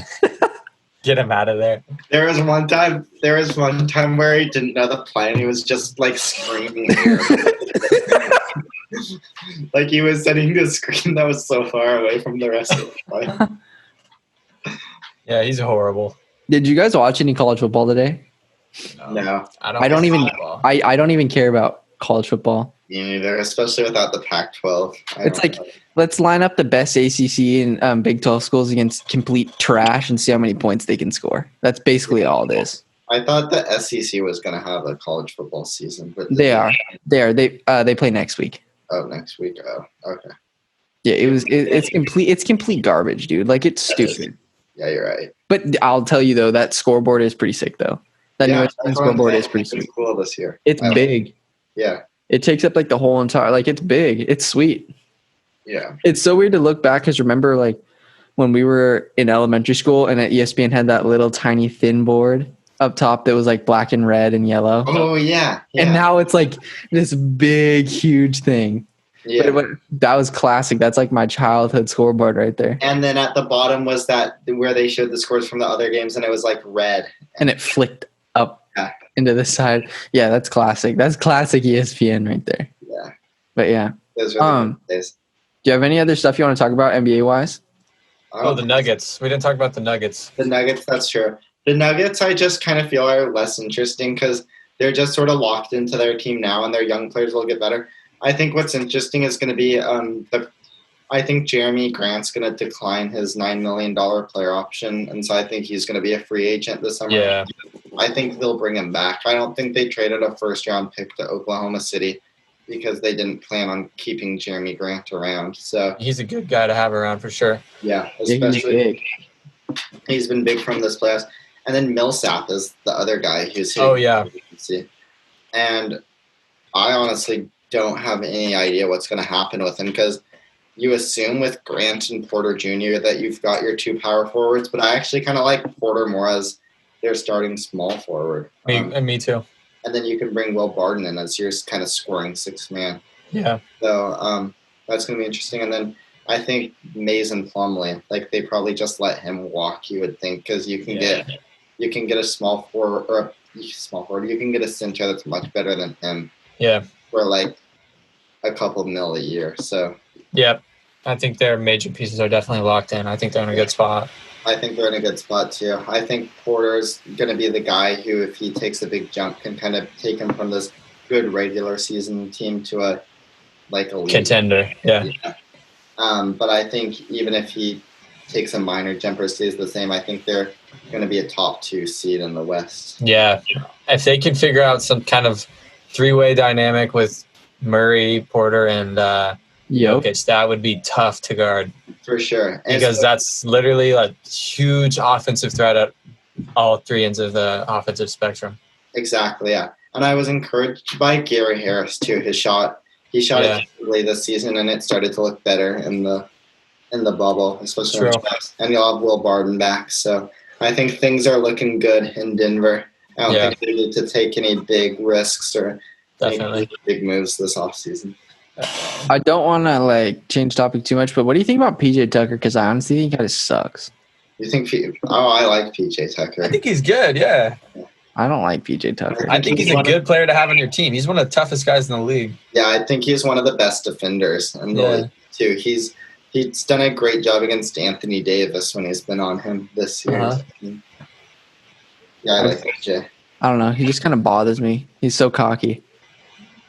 I don't feel like he's cocky. I do. He's no more cocky than Draymond. That's for sure. Draymond is like the cockiest player in the NBA while simultaneously being one of the most overrated players in the NBA. I don't think he should have ever been an all-star at any point in his career. That's kind of a black mark on the NBA's history that Draymond was an all-star. Yeah. Yeah. It's kind of whatever. I can't, that makes me mad. I don't know what to say. I think he was an all-star because he was on the Warriors. I think it's as simple as that. Oh, for sure. I don't think he was making any all-star games in Charlotte or Orlando. Oh, absolutely. Oh my! If he was in Charlotte or Orlando, he'd be making $10 million a year. Oh, that's terrible. Is what it is. I mean, but he's been great for the Warriors. Yeah, it is what it is. Yeah. You know who could be one of the biggest jokers in the NBA playoffs though? When it comes to big, huge games. Who is that? Who do you think? I honestly who plays the worst in Are you gonna say Harden? No. Like what? Like who's a really good player that can get his team to places, but then when he actually gets to that point, like he's just too worn out. Besides Giannis, I would say probably Damian Lillard. Don't say that. Yeah, he's hit 2 of the biggest shots in NBA history. Yeah. Damian Lillard. Yeah. Yeah, but what happens when he actually has to play like the best teams in the league? Bro, don't give me that. What? No, I'm just saying though. Like, what happens? There can only be one champion every year, so like most of the players are bound to lose. And so if you can hit 2 of the biggest buzzer beaters in NBA history before you lose, I think you're a good playoff player. And also, I think it's like, how can you not expect him to get worn out when every team that plays him has to, like, he literally deals with a double team at half court. Facts, yeah. Like, how do you not get worn out from that? Stephen Curry doesn't have to deal with that because of the players around him.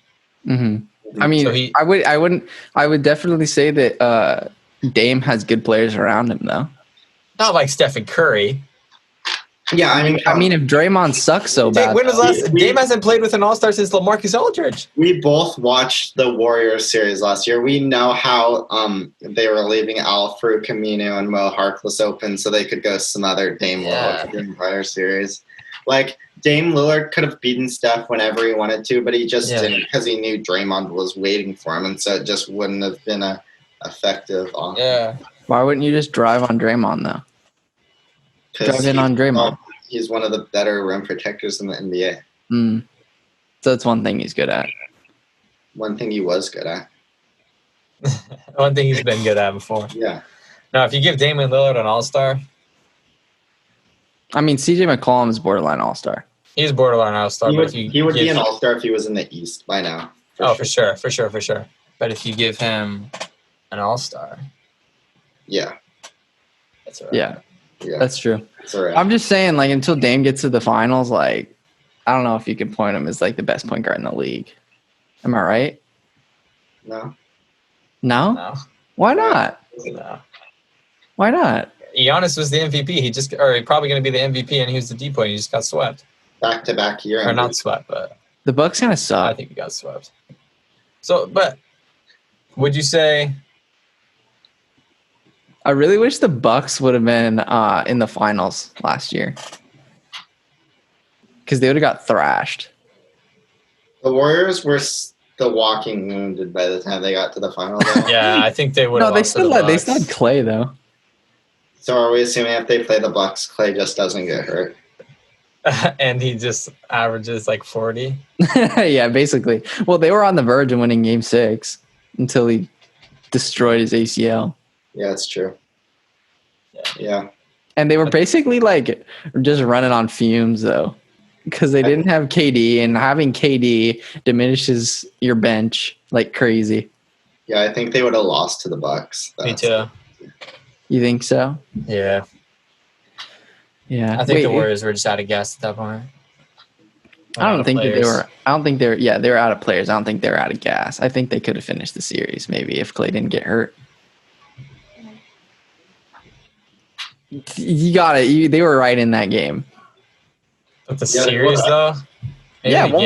One more game, just throw it all on the line. What do you have to lose? You have the whole offseason to recover. Yeah, but you don't have the guys. Yeah. They still did fine. I mean, how could you say what do you have to lose when literally Kevin Durant sat out this entire season because of an injury he got in the finals? Like, obviously, there are consequences. Yeah, but that's not our problem, though. We knew he was going to leave the whole time.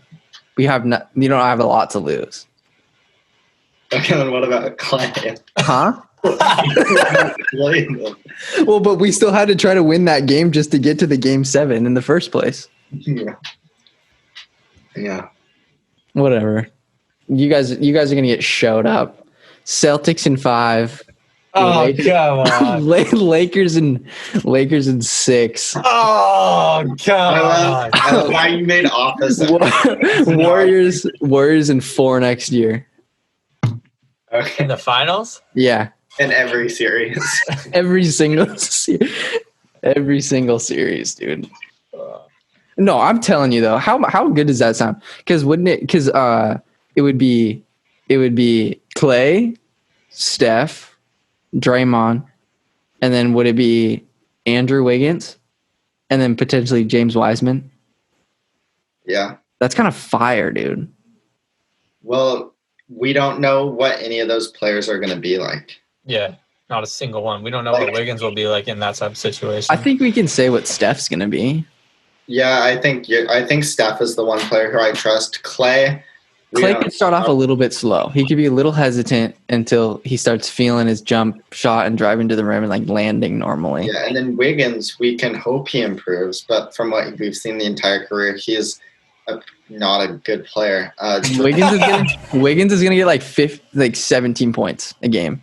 Yeah, 17 points on like 4 of 13 shooting or whatever. Yeah, and there's not 13 shots for him to take. Oh, I'm sure he can find them if he looks hurt. That's facts. That's facts. So I have to get a couple of steals on the offensive end from his own teammates. All right. Why do you guys hate on Andrew Wiggins so much? Like the games I've watched, he's actually not bad. But it is because no one else was playing, I guess. Yeah. Yeah. They were playing with scrubs, and he was like the best player on the floor besides Draymond. Draymond was probably the best player on the Warriors. Last year? Yeah. Oh, I would say probably Eric Paschall is their best player. I agree. No, I mean like just like whatever. Like proven himself in the past, like probably our best player on the floor. I mean, it doesn't matter. He is an all-star. He was an all-star, former defensive player of the year. Okay. Wait, he was a decoy? Yeah. You didn't know that? Come on. No, man. I remember the things Golden State gets you.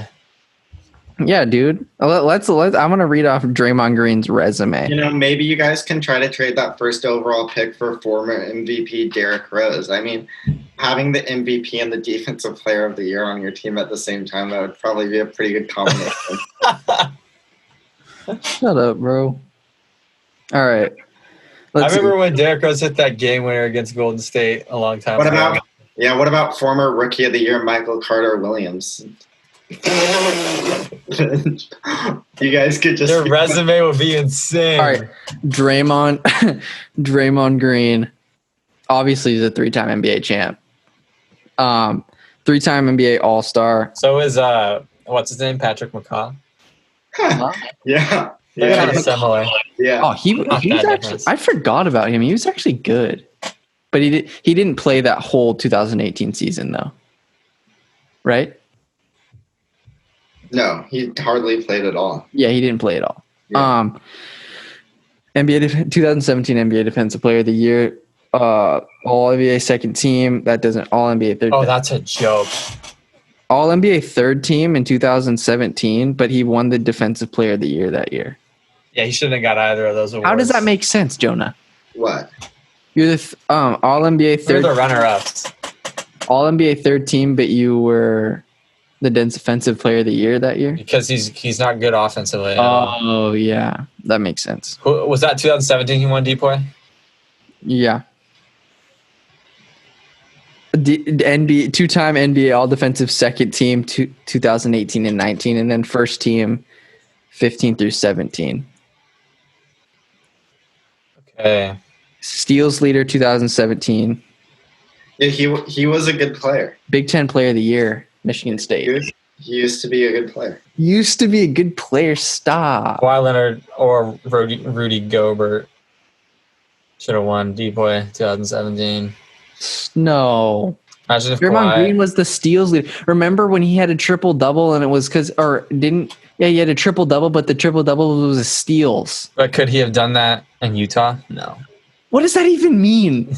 What does that even mean? Steals are steals, bro. Yeah, but he couldn't have. Steals are steals. No, not in Golden State. They're not. Could he do that in Utah? Probably, if he got lucky enough. Hey, man, Mans gets boards though. I'm telling. In Utah, he wouldn't be starting. I don't think. I don't think he would have started on any other NBA team ever, and you probably wouldn't have ever heard of him. We drafted Golden State is what it is. It is. We drafted him and raised him to be what he is today, and that's one of the best defensive players in the league. Oh. One of the most crucial parts. He's arguably one of the most. He's one of the reasons why our team even works, though. because when he brings it up and plays as our little point guard and gives it, what he does when he does it that up the court, is he dribbles it across half court. Yeah, and then that's his responsibility when he brings it up. Gives it to Clay, gives it to Steph, or whoever is playing. But yeah, I think he's he was better when he was bigger though. When he's a little bit thicker. Now he's like skinny. Now he's skinny boy. Yeah, he is. Because he's trying to get more minutes in. How old is he? He's 30. He's not old at all. No, he's on his way out for sure. He's got 4 or 5 more good years left. No, he's got 4 or 5 more years. He's out of good years. They're going to be good, though, and he's going to end on a good note. He's out of good years. No. I'm telling you. Stop. How's he out of – he's only had, 4 good years. He's lucky he had a good year. He's so lucky to have been chosen by the Warriors. I'm telling you. That could be true. You can say that about so many players, though. Right. That franchise is just – it makes people look so much better than they are. Where do you think Clay would be if he wasn't drafted by the Warriors? I think he would peak. He wouldn't have been an all-star, I'll say that. Yeah. I think he would peak at about who's a good comparison? Like a Tony Snell type, just a good. I was thinking more like Josh Richardson, kind of. You can shoot a little better. Like a 13 to 14 points per game type of player. What do you think Steph would be if he wasn't drafted by the Warriors? Steph would be good. Yeah. He's good. He would still be the same player. Yeah. Well, I think he would be. Poor man's Devontae Graham. No, Steph would still be a multi-year all-star. I don't think he would have. I think maybe he wouldn't have won the MVPs, but he would still be one of the top point guards in the league. What do you top think? 20. How do you think KD would be? Right? How many rings would KD have if he didn't go to the Warriors? Well, you mean like if he stayed in OKC? Yeah, 0. They were literally on the precipice of beating the Warriors. 0 because they had Russell Westbrook on the team. You think? Yeah. Huh. There's a reason why. Russell Westbrook, Kevin Durant, James Harden didn't win. How much were they down? 3-1. Yeah, they're down 3-1. And Russell Westbrook was like, no, this isn't me. A winner? Winning's not me. Can't be me. I just need my triple doubles, and that's it. Triple double, get out. He was like, I need to get Kevin Durant out of here. I need an MVP. Jesus, my God, man. That was his thought process. Okay, wait. Yeah. How many?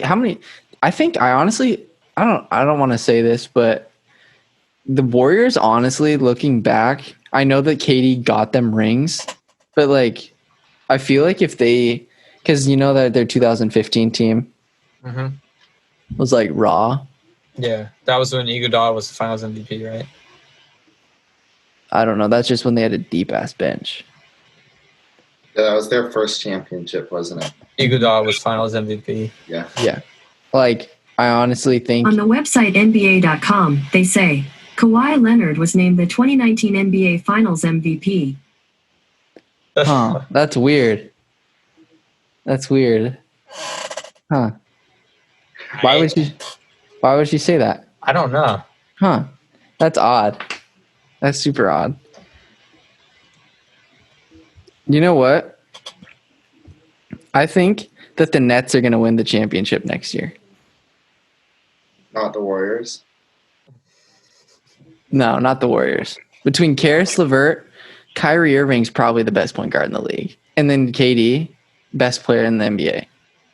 Oh, wait. Would you rather have KD or Kawhi? Kawhi, yeah, easily. Really? Yeah. Colin, if the Warriors... I'd rather have Russell Westbrook.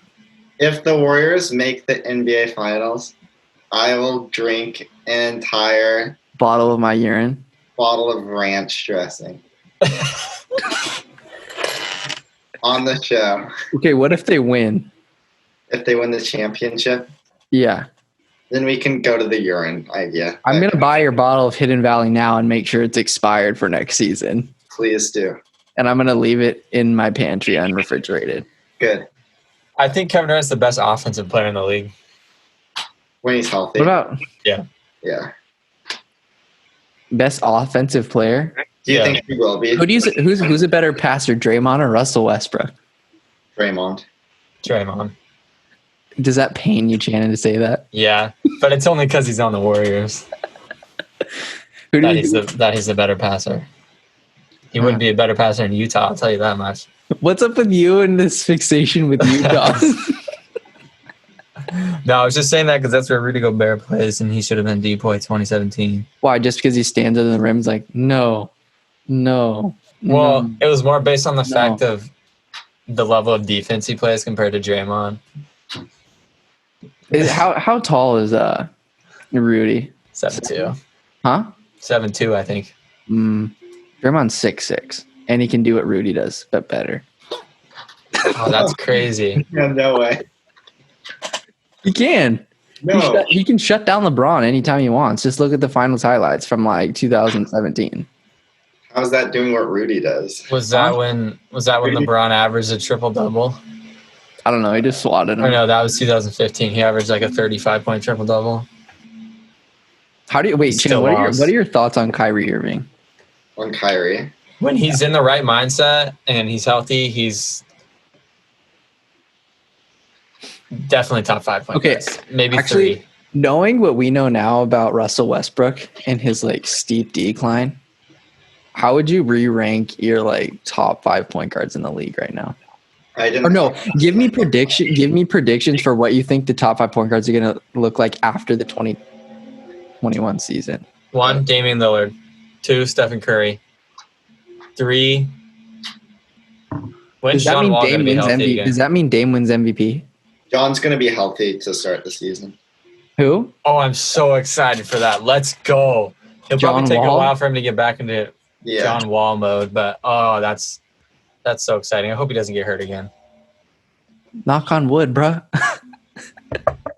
I would probably go 1, Stephen Curry. 2, Luka Doncic. 3, Damian Lillard. 4, Trae Young. 5, Kyrie. Oh, no. Trae Young? Trae Young is maybe cracking top 20 for me. Come on. Trae Young, Russell Westbrook are like neck and neck. You got just because he sucks on defense. LaMelo Ball is going to be better than Trae Young next year. What do you guys not like about Trae Young?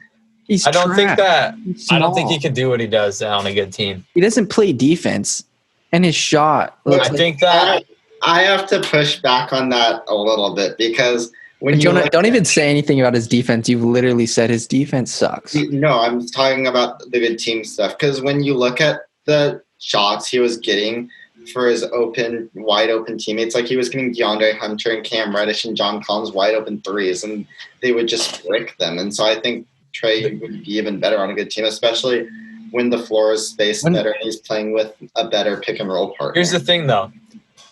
Teams coming to Atlanta right now, like probably maybe resting some players, not even that invested in the game probably, really not that locked in. And I think if he's on a good team, he's going to get way more attention. He's going to have way more pressure. When he's on a bad team, he has supreme confidence. He feels like he can do anything he wants.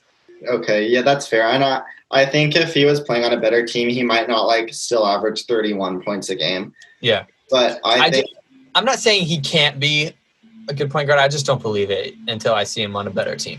Okay. I think I like the Hawks to make the playoffs. Maybe not make the playoffs, but make a run at the playoffs this year. What does making the playoffs really mean in the NBA, though? What do you mean? Like if you make the playoffs. Like you feel like the Blazers would be like how many games were they under 500? Like what does that really mean? It's like a step. And then just get throttled in the first round. Like what does that even really? Does that make you a good team? Like making the playoffs? Yeah, I mean like playoff team. It would be a step in the right direction. Really what is that though?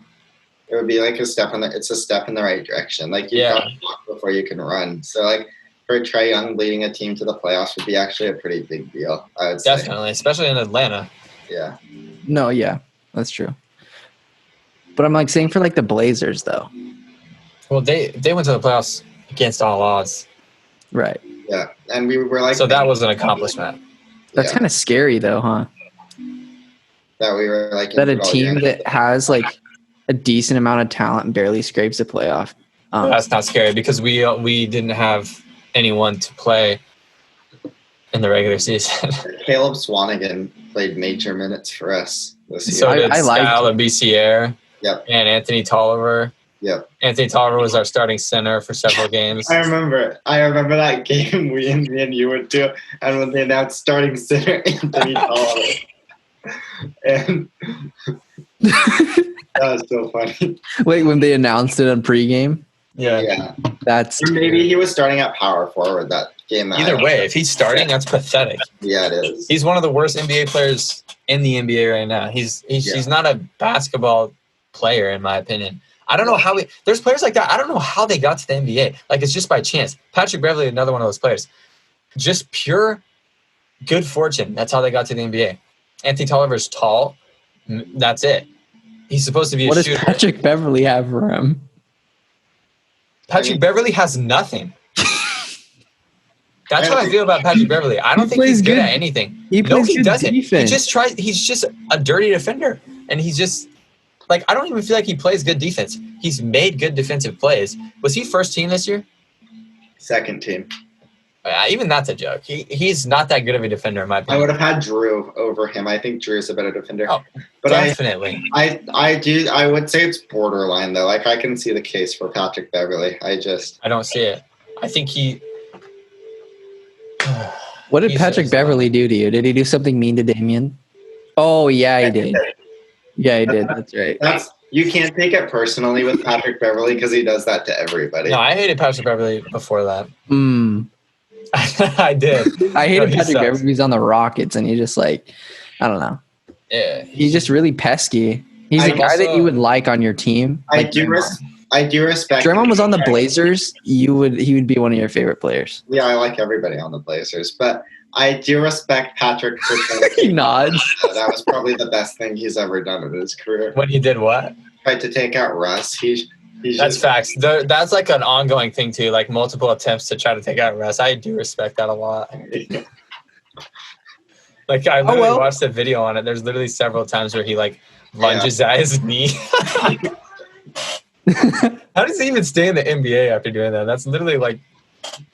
Hey, wait, what's up with Marcus Morris and Luka Doncic's beef? Marcus Morris is he just likes to get in fights. He's a bum. Did you know Marcus Morris plays on the Lakers and the Clippers? Well, he just plays in Los Angeles. Oh yeah, he plays on both teams. He just stays at the Staples Center. Yeah. I honestly had no idea he had a twin. I was one of the most confused people on the entire planet when I saw Markieff Morris come up. Wasn't there some like conspiracy theory that they like swapped in the playoff series? Really? I think so.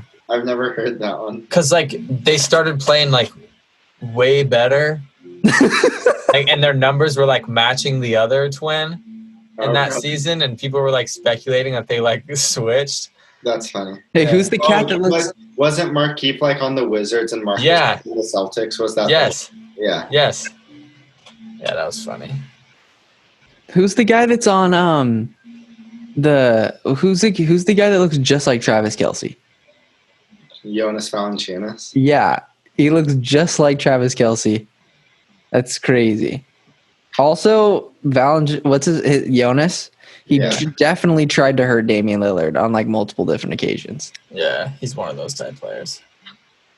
Like he likes like when Damian was going for that like loose ball, he just like stuck his shin on his head and like fell down. Yeah, that's a Draymond Green type play. No, Draymond just is like, if I don't like you, bro, I'm gonna kick you. That's it. I also, you know what bothers me is when people are like, Draymond Green kicks people. It's like that hasn't been for like, what, 3 or 4 years now. I think what it is for Draymond is he realized that he's at a disadvantage in every aspect of basketball, and so he leans on sort of like aggressive behavior. You know what? We got to get this podcast absolutely massive so we can have Big Dre on here, because I think that would be the I would love to have a conversation with him. What would you say? I would say, you're a horrible NBA player. I'm 6 feet tall, and if I played you 1v1, it would be a close game. Oh, I don't think it would be close. I think you'd take it to him. I know, but I got to keep it realistic for people who haven't seen me play. That's true. Plus, he was nice enough to come on the show, so that's nice. Great. I have to take it a little easy on him. Who would be your top guys that you would want on? Myers Leonard. Yeah. Dude, that's I honestly feel like it might not be far-fetched. Yeah. Dude, We should try hard. Okay. I'm on his text message thing. He basically texts me every morning and says good morning. Let's try to explode his DMs. I'm on Pat Connaughton's too. Maybe we could get him on. Oh yeah, that's true. And TJ McConnell. We should actually spam their DMs. Yeah, just send a long message, copy paste, copy paste, copy paste, copy paste. I'm already banned on Instagram though, so I can't do that. What? I don't know. If they won't let me like lighting up. No one. I didn't do anything, and all of a sudden I can't like, comment, or tag. I can't even post a picture with a caption because I can't comment and post it with no caption. I don't know what's going on. That's I feel like you've done something that you just don't. I haven't. No, I really haven't. Like I've done before where I like follow a bunch of people. Is that why you made a new account? It's probably like just like for music. It's probably like it's on my music account. It's bigger artists. Then why don't you just use it on your regular Instagram one? So you don't blow up because they know if you could post more, you'd probably blow up. So. Oh, that's facts. Someone probably. You know what? I actually DM'd Travis the other day. Maybe he was like, "Oh, like I gotta get this kid like chilled out." I told him I was trying to go get his Fortnite burger. But no, there's been so many people that are like trying that or whatever. It's just the same crap. I'm going to get that. I'm gonna go get it, and I'm gonna blare sicko mode when I pull up. I'm gonna get out of the car. I'm gonna put my mouth on the microphone, and I'm gonna say, "Can I get a Fortnite meal with a chug jug?" And they're gonna say, "Yeah." Huh. I don't even understand why they did that. It's just a big promo, right? Yeah, and it's the first person to have that. I wonder how much bang Travis Scott's getting for that. It's funny. So much. Two of three McDonald's franchise owners don't approve of having Travis Scott represent McDonald's. Bro, he's actually getting so much money. All he did was a voiceover, and it's just his little action figure talking in the commercial. Yeah, and then he's ridiculous. Selling all the merch too, and he did like the little like. Oh, did he do a collab with McDonald's? Yeah, they've had 2 merch drops, and he did like the appearance where he went to a McDonald's. And he was making the food, and he like served some people. Dude, he should have a live performance, like in the kitchen or something. He kind of did, like in the parking lot, a little bit. It was lit. I remember he performed at the Super Bowl. I think. Oh yeah, and it was trash. Yeah, it was trash. I was like, huh. It's horrible. They like didn't let him have auto-tune or something. He's an auto-tune performer. That's his thing. Did you guys go see him in Portland? I went. Yeah. Yeah. Did you go, Jonah? Yeah, I don't think we went together for that one. Did he sound good? Oh yeah, it's the best concert I've been to. He was amazing. Really? He's the best live performer in hip hop right now. Really? Yeah, for sure. Even though like it's not real. Like he's actually not like he doesn't have a bad voice. He's an extremely talented vocalist, and that's just his sound. Like plus like it's still like art. Or like music, whether he's so creative. And other people, it's auto-tuned, but he still has. It's hard to explain. He records with such a good tone in his voice that you can do those crazy effects and it sounds good. Like other artists can't pull that off like that. It doesn't sound good with another voice. Do your songs that you make? Do you kind of just come up with on your own, or do you ever like talk to people about them? No, I do it all myself right now. Do you ever just like get in a mode where you're like bam, or is it like over a period of time where you're like put a verse and verse and a verse together and all of a sudden you have a song? Yeah, it depends. Sometimes I'll write a song like 30 minutes and sometimes it's like something I come back to over several days or even weeks. Like it'll be like I had this song and I didn't have the last verse and then I'm feeling it now and I write the last verse. Do you ever like cram and like try to make a song, like just like try to? No. Because I feel like I was watching a video of like some artists and stuff, and they're like trying to make albums. I feel like some of it's like rushed sometimes, and they just try to make shit. Yeah, and I feel like bad for them. They shouldn't be making stuff. Yeah. You know, but yeah, that's tough. So you have a new song coming out though, right? Yeah, the Thursday night. Yeah. That's pretty sick. Awesome. Well, do you have anything else you want to talk about? We've been going for a long time. Yeah, we have. Yeah, sorry to keep you on this long, Channon. No, I like doing it. It's fun. Yeah, it's really fun. I like trash talking Draymond. This episode's been like crazy, kind of all over the place because like I wasn't like following anything because I've just been watching baseball. And so like I feel like a dumb when we like talk about it. I know like players and stuff, but it's like I don't know. We should just have a Draymond debate episode, and I can come ready with lots of stats and history on him, and just absolutely expose what stats do you need? Just go on his freaking Wikipedia page, and it stats. No, like throughout his career and like in college and everything. I'm trying to. Where he's the Big Ten Player of the Year at Michigan State. Oh, was he? Because he didn't deserve that if he was. What school didn't Damian go to Weber State? Yeah, he rose from the mud. Crazy how you can go to a small school like that and still be better than someone from Michigan State. Yeah, leaps and bounds. Like, obviously, it doesn't say much about Tom Izzo if a kid from Weber State outperforms like a first-round draft pick. From completely different skill sets, guys. It's not because one is like has a good skill set and the other doesn't. Is that what you mean? They're different in that regard. How many rings does Damian Lillard have? How many chances has Damian Lillard had to play with two other All-Stars?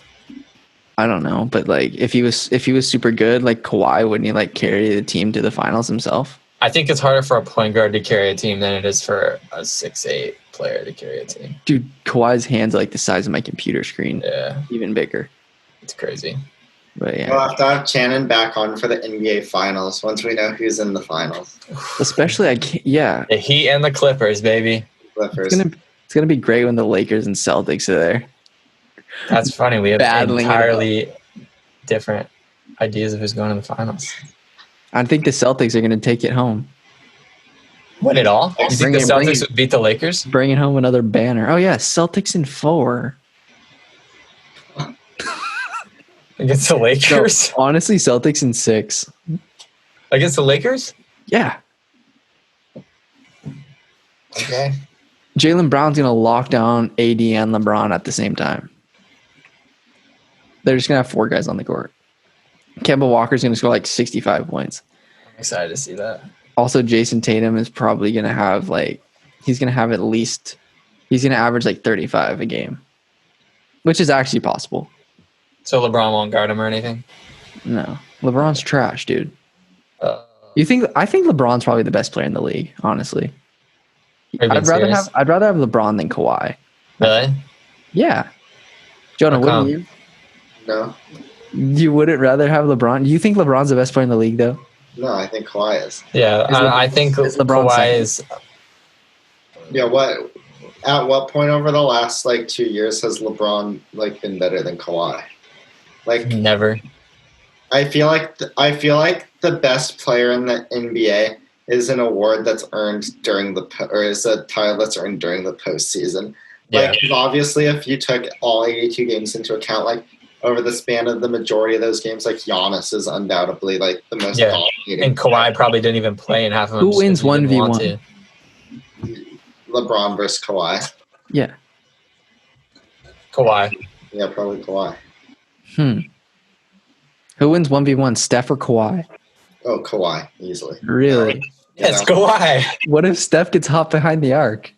Kawhi will guard him. Yeah. No. Yes. Who wins 1v1, Giannis or Kawhi? Yeah, the thing, you kind of proved the point. Think here. you proved the point, though. You said, what happens if Steph gets hot behind the arc? With Steph, it's an if. If he gets hot. Steph's not stopping a Kawhi post-up. Kawhi's taking his ass underneath the basket. So. I think we don't even realize and see what Kawhi can do because I feel like he just, it's up to him. Yeah. If he wants to shoot the 3, he's going to shoot it and he's going to knock it down. If he wants to shoot the pull-up jumper or if he wants to go in the post. He's going to knock down every 3. He's so strong and he's so quick that he can basically get off any shot he wants at any time. Yeah. All right. You never answered me, Channon. I don't know because Giannis is pretty hard to stop from just going to the basket. I mean, one-on-one, if you can set up and guard him, you can slide in front of him. So I'd probably take Kawhi. Giannis isn't going to shoot. He's not going to hit a step-back jumper on him. An NBA player 1v1 is going to be able to move their feet. If it's Who wins 1v1, Jamal Murray or Donovan Mitchell? I knew you were going to say that. I don't know. Honestly, I might take Donovan Mitchell on that. Yeah. Jonah? I think I'd go Jamal Murray. How come? Really? That would be a fun one, though. I just feel like I don't know, because I feel like Donovan could get to the basket at will. I think Donovan's a little bit more crafty. Yeah, and I think Donovan's so much quicker that if he 1v1, he could just kind of run past them all and blow by them almost. So maybe Donovan. All right. I think they'd have a hard time stopping each other. So. Yeah. Myers, Leonard, or Draymond? Myers. Yeah. Really? That's not even close. Really? Myers could just shoot over Draymond. Yeah. What about Draymond? What's Draymond going to do? Like tickle his chin? Yeah. As soon as they check the ball up, Draymond's pulling up. And then what? That's good. That's what he wants. That's what Myers Banks it home. Of course. I love it when Draymond Green shoots threes. Yeah. Because it's a sigh of relief. He drains everything. Corner three. Myers has already won that. As an opposing three, it's a sigh of relief. Stop. He drained. Sure. He's made some clutch threes in his day. I think a lot of players would have made those more than Myers and Leonard. He hasn't had the chance. Myers Leonard dropped 30 on Draymond. Draymond didn't drop 30 on Myers Leonard. I think people forget how young Myers Leonard is too. Like he hasn't even started to enter the prime of his career. How old is he? 28, 27. I think he's 29 or 30. Oh. He's going to be playing his best basketball at like 35 years old. That's facts. Because he's never been that athletic. So it's not like his athleticism is going to leave him, and he's just going to keep refining his jump. Exactly. He's going to be Kyrie or Kemba? Kyrie or Kemba? I don't think Kyrie. Yeah, I don't think any point guard can beat Kyrie Irving one-on-one. No, I don't even think Dame or Steph could. Me either. I think Steph can beat any point guard 1v1. I disagree. Who's the best defensive Steph point guard? is not actually very good one-on-one. Who's the best defensive point guard? Yeah. Eric Bledsoe, I would have to say. Who's the best complete point guard? Chris Paul. Chris Paul versus Kyrie Irving. Who do you think would win? Kyrie? Kyrie. Russell Westbrook versus Kyrie Irving? Yeah. Kyrie Irving. Russell Westbrook sucks at basketball. He's horrible at basketball. Would be a good 1v1 player. He wouldn't be because he doesn't know how to put the ball through the hoop. He can't. He sucks. But he can put you on a poster. But Westbrook's not 1v1 though. That's hard to do 1v1. Westbrook's best attribute is how good he is getting rebounds and running the floor, which is like the one thing that doesn't apply. And one-on-one, he can bolt by you quick. He's probably one of the fastest players in the league. Huh? I can blow by you, but that doesn't mean he's going to finish. He's not going to finish. Steph or Trae Young? Steph. Yeah, probably Steph. But I bet Trae Young would be a good 1v1 player. Yeah, I could see him being really good 1v1 because he would just he'd run backwards, go to the logo, and shoot it. That's not really a good 1v1 shot. No. That's your 1v1 shot, Joe. Dude, Jonah wrecks me in basketball. Hey. Yeah, Jonah's so good. Jonah, you know what, Jonah? This is the ultimate roast ever. Jonah's like, I feel bad because I always invite you to do stuff. Like I play you in golf and I play you in basketball, and he shreds me in both. He's like, do you want to go to the batting cages? I'm like, what? No, Jonah. I'll give you. I'll let you have another chance at it soon. Though. You know how many games I don't know how many games you think we played. 49. No, 28. And we've played 29. 29. Of basketball? We've played it. We've played at least 7 series of 7. No, because I remember we played. Oh, we always stop early though, because you always beat me. Yeah, we played. That's right. I went 12-0 against you the first time we played, and then I went 16-1 against you last time. Let's go, Jonah. I know, but Calvin's improving though. He's hot on my heels. Did you ever play basketball in middle school and city league? But I'm always Shooting? trash. What city league team are you on? Who was on your team? Well, it's different. One was Kyle, Jonah, Sean, and that was, and then another one I had Greg Pretty was on my team with man, a bunch of scrubs. Yeah, it's pretty crazy. Me, I'm a scrub. Everybody on our team are scrubs. On this episode, you're featuring a member from the greatest city league team of all time, and honestly, maybe the greatest city league player of all time, and that being myself. We're honored to have you. Thank you. How do you think your game's going to translate? Because obviously, being a City League player is one thing, but like intramural, that's like a big step up. Like you're gonna be playing with the big boys next year. Like, yeah, I think it'll definitely there'll be a transition period, but Wait, I what think I'm school still are you gonna going find my to? game either way. there's OSU. gonna be a learning curve sick. for sure. Yeah, that'll be a lot. You honestly could make the team. Facts. No, I'm just kidding. I'll walk on. You could. Wayne would welcome you. He'd be like, come on. That's facts. I'll say I have a championship and they go with what school? I'll be like, the Boys and Girls Club. Just show him your resume. City League champion. Where'd you learn all your skills from? Dooman? Derek Dooman. He'd throw away the resume. No, Just kidding.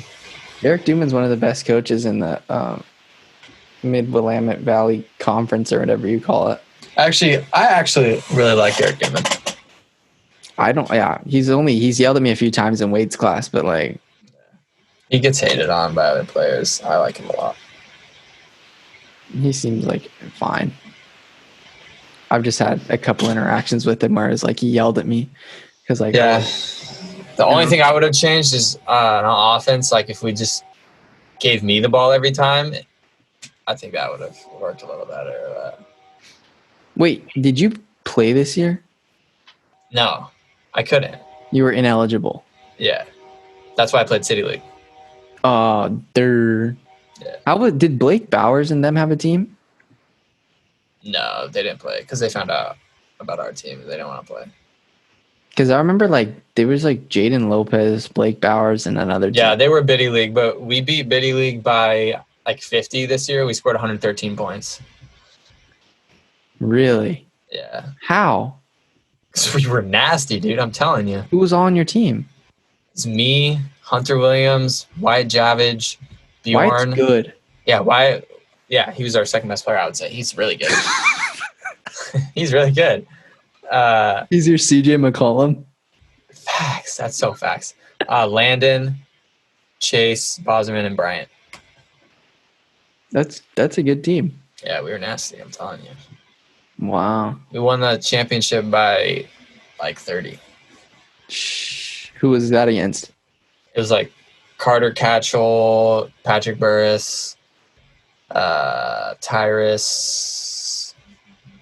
Those were like their good players. And they had like Timmy Hubert. Timmy Hubert's wet. Not when I'm on the court, apparently. Jonah, how did you do in your games? What do you mean? Didn't you play like against kids at U of O?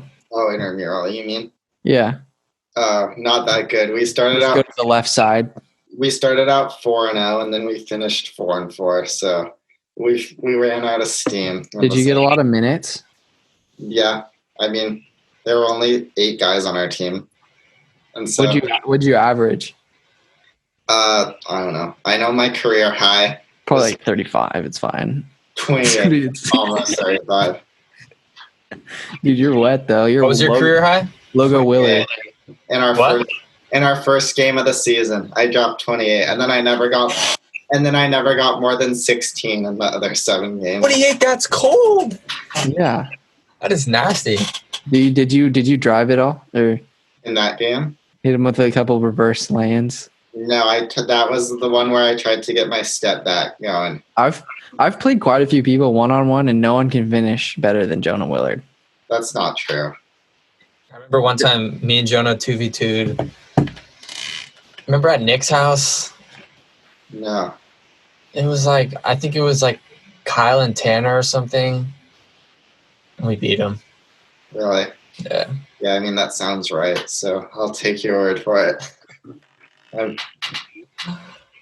Me and Jonah go hard at G3. That's facts. Oh, really? Yeah. We should do that again soon. Yeah, we should. I'm going to get a monthly membership. I like have fun, but Jonah thinks that I'm not, but I'm like trying my best. He feels bad. I'm like, no, dude, I'm trying. Like, it's fine. I don't care that I lose. Like, it's fine. I'm just doing it for the exercise. Jonah, I can be good at times, but most of the time I'm bad. Jonah, so when I was working on the golf course, I found a 60 wedge. Is that what it's called? Yeah, lob wedge. Yeah. I found it on the course and I took it to try to sell it. I sent you a picture of it, I think. You said it was like a nice one back in the day. Oh, it was it the Nike one? Yeah, the Nike one. Gotcha. I sold it, and then the guy returned it. He said it was unusable. It was BS. There's like a dent on the like a really teeny tiny dent on the back of it, and he said it was unusable. He's like, I wanted to use it as a practice club, but it's unusable. So, wait, where'd you work? Corvallis Country Club. Really? That's cool. Do you golf? It wasn't. No, Oh, it wasn't cool. It was horrible. really? What'd you do? Well, honestly, it wasn't horrible last year because it was like me, Brian, and Colby and Bjorn working there. So it was fun, and we just did sand traps. But this year I tried to go back, and they wanted me to work by myself all day, and you have to be there at 5 a.m. Doesn't Landon work there now? No, we No. both. What do you quit. mean sand trap? Oh, Landon used to work there, though. Oh, yeah, he worked there with us. You Yeah, just yeah, go around the course raking? Yeah, we just rake them, and That's it? you can honestly do it in like 2 hours, and there was you could do it in like 2.5 hours by yourself, and we would take like 5 hours to do it with 5 of us, just because we would take like a 10-minute break after every trap, and we'd go super slow because we just wanted to milk it, and there was no supervisor or like superintendent, and so no one cared. But this year there was one, and so I quit, and then I texted him and told him me and Lana were both. Every adult who works at a golf course is pretty much an asshole. There are very few people who work at a golf course who are nice. I feel like that's facts. Well, the guys who were working there before were cool because they were all making minimum wage like us, so they didn't care. But supervisor people, yeah, and the club pros are pretty much always dicks. The assistant club pros are always cool, but the actual club pros are always jerks. Facts.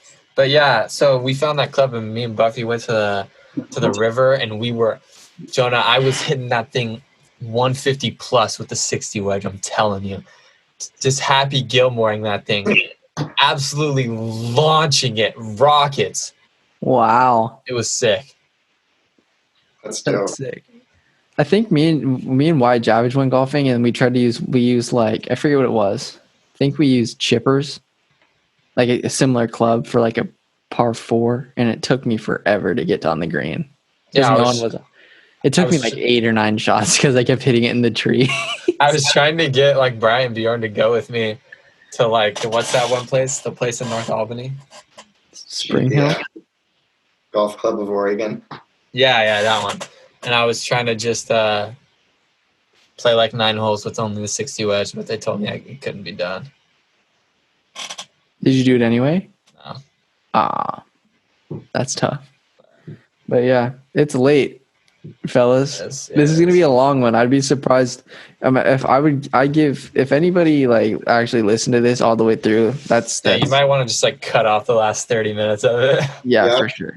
If somebody actually listened to this, we should probably check on them because if they have that little in there.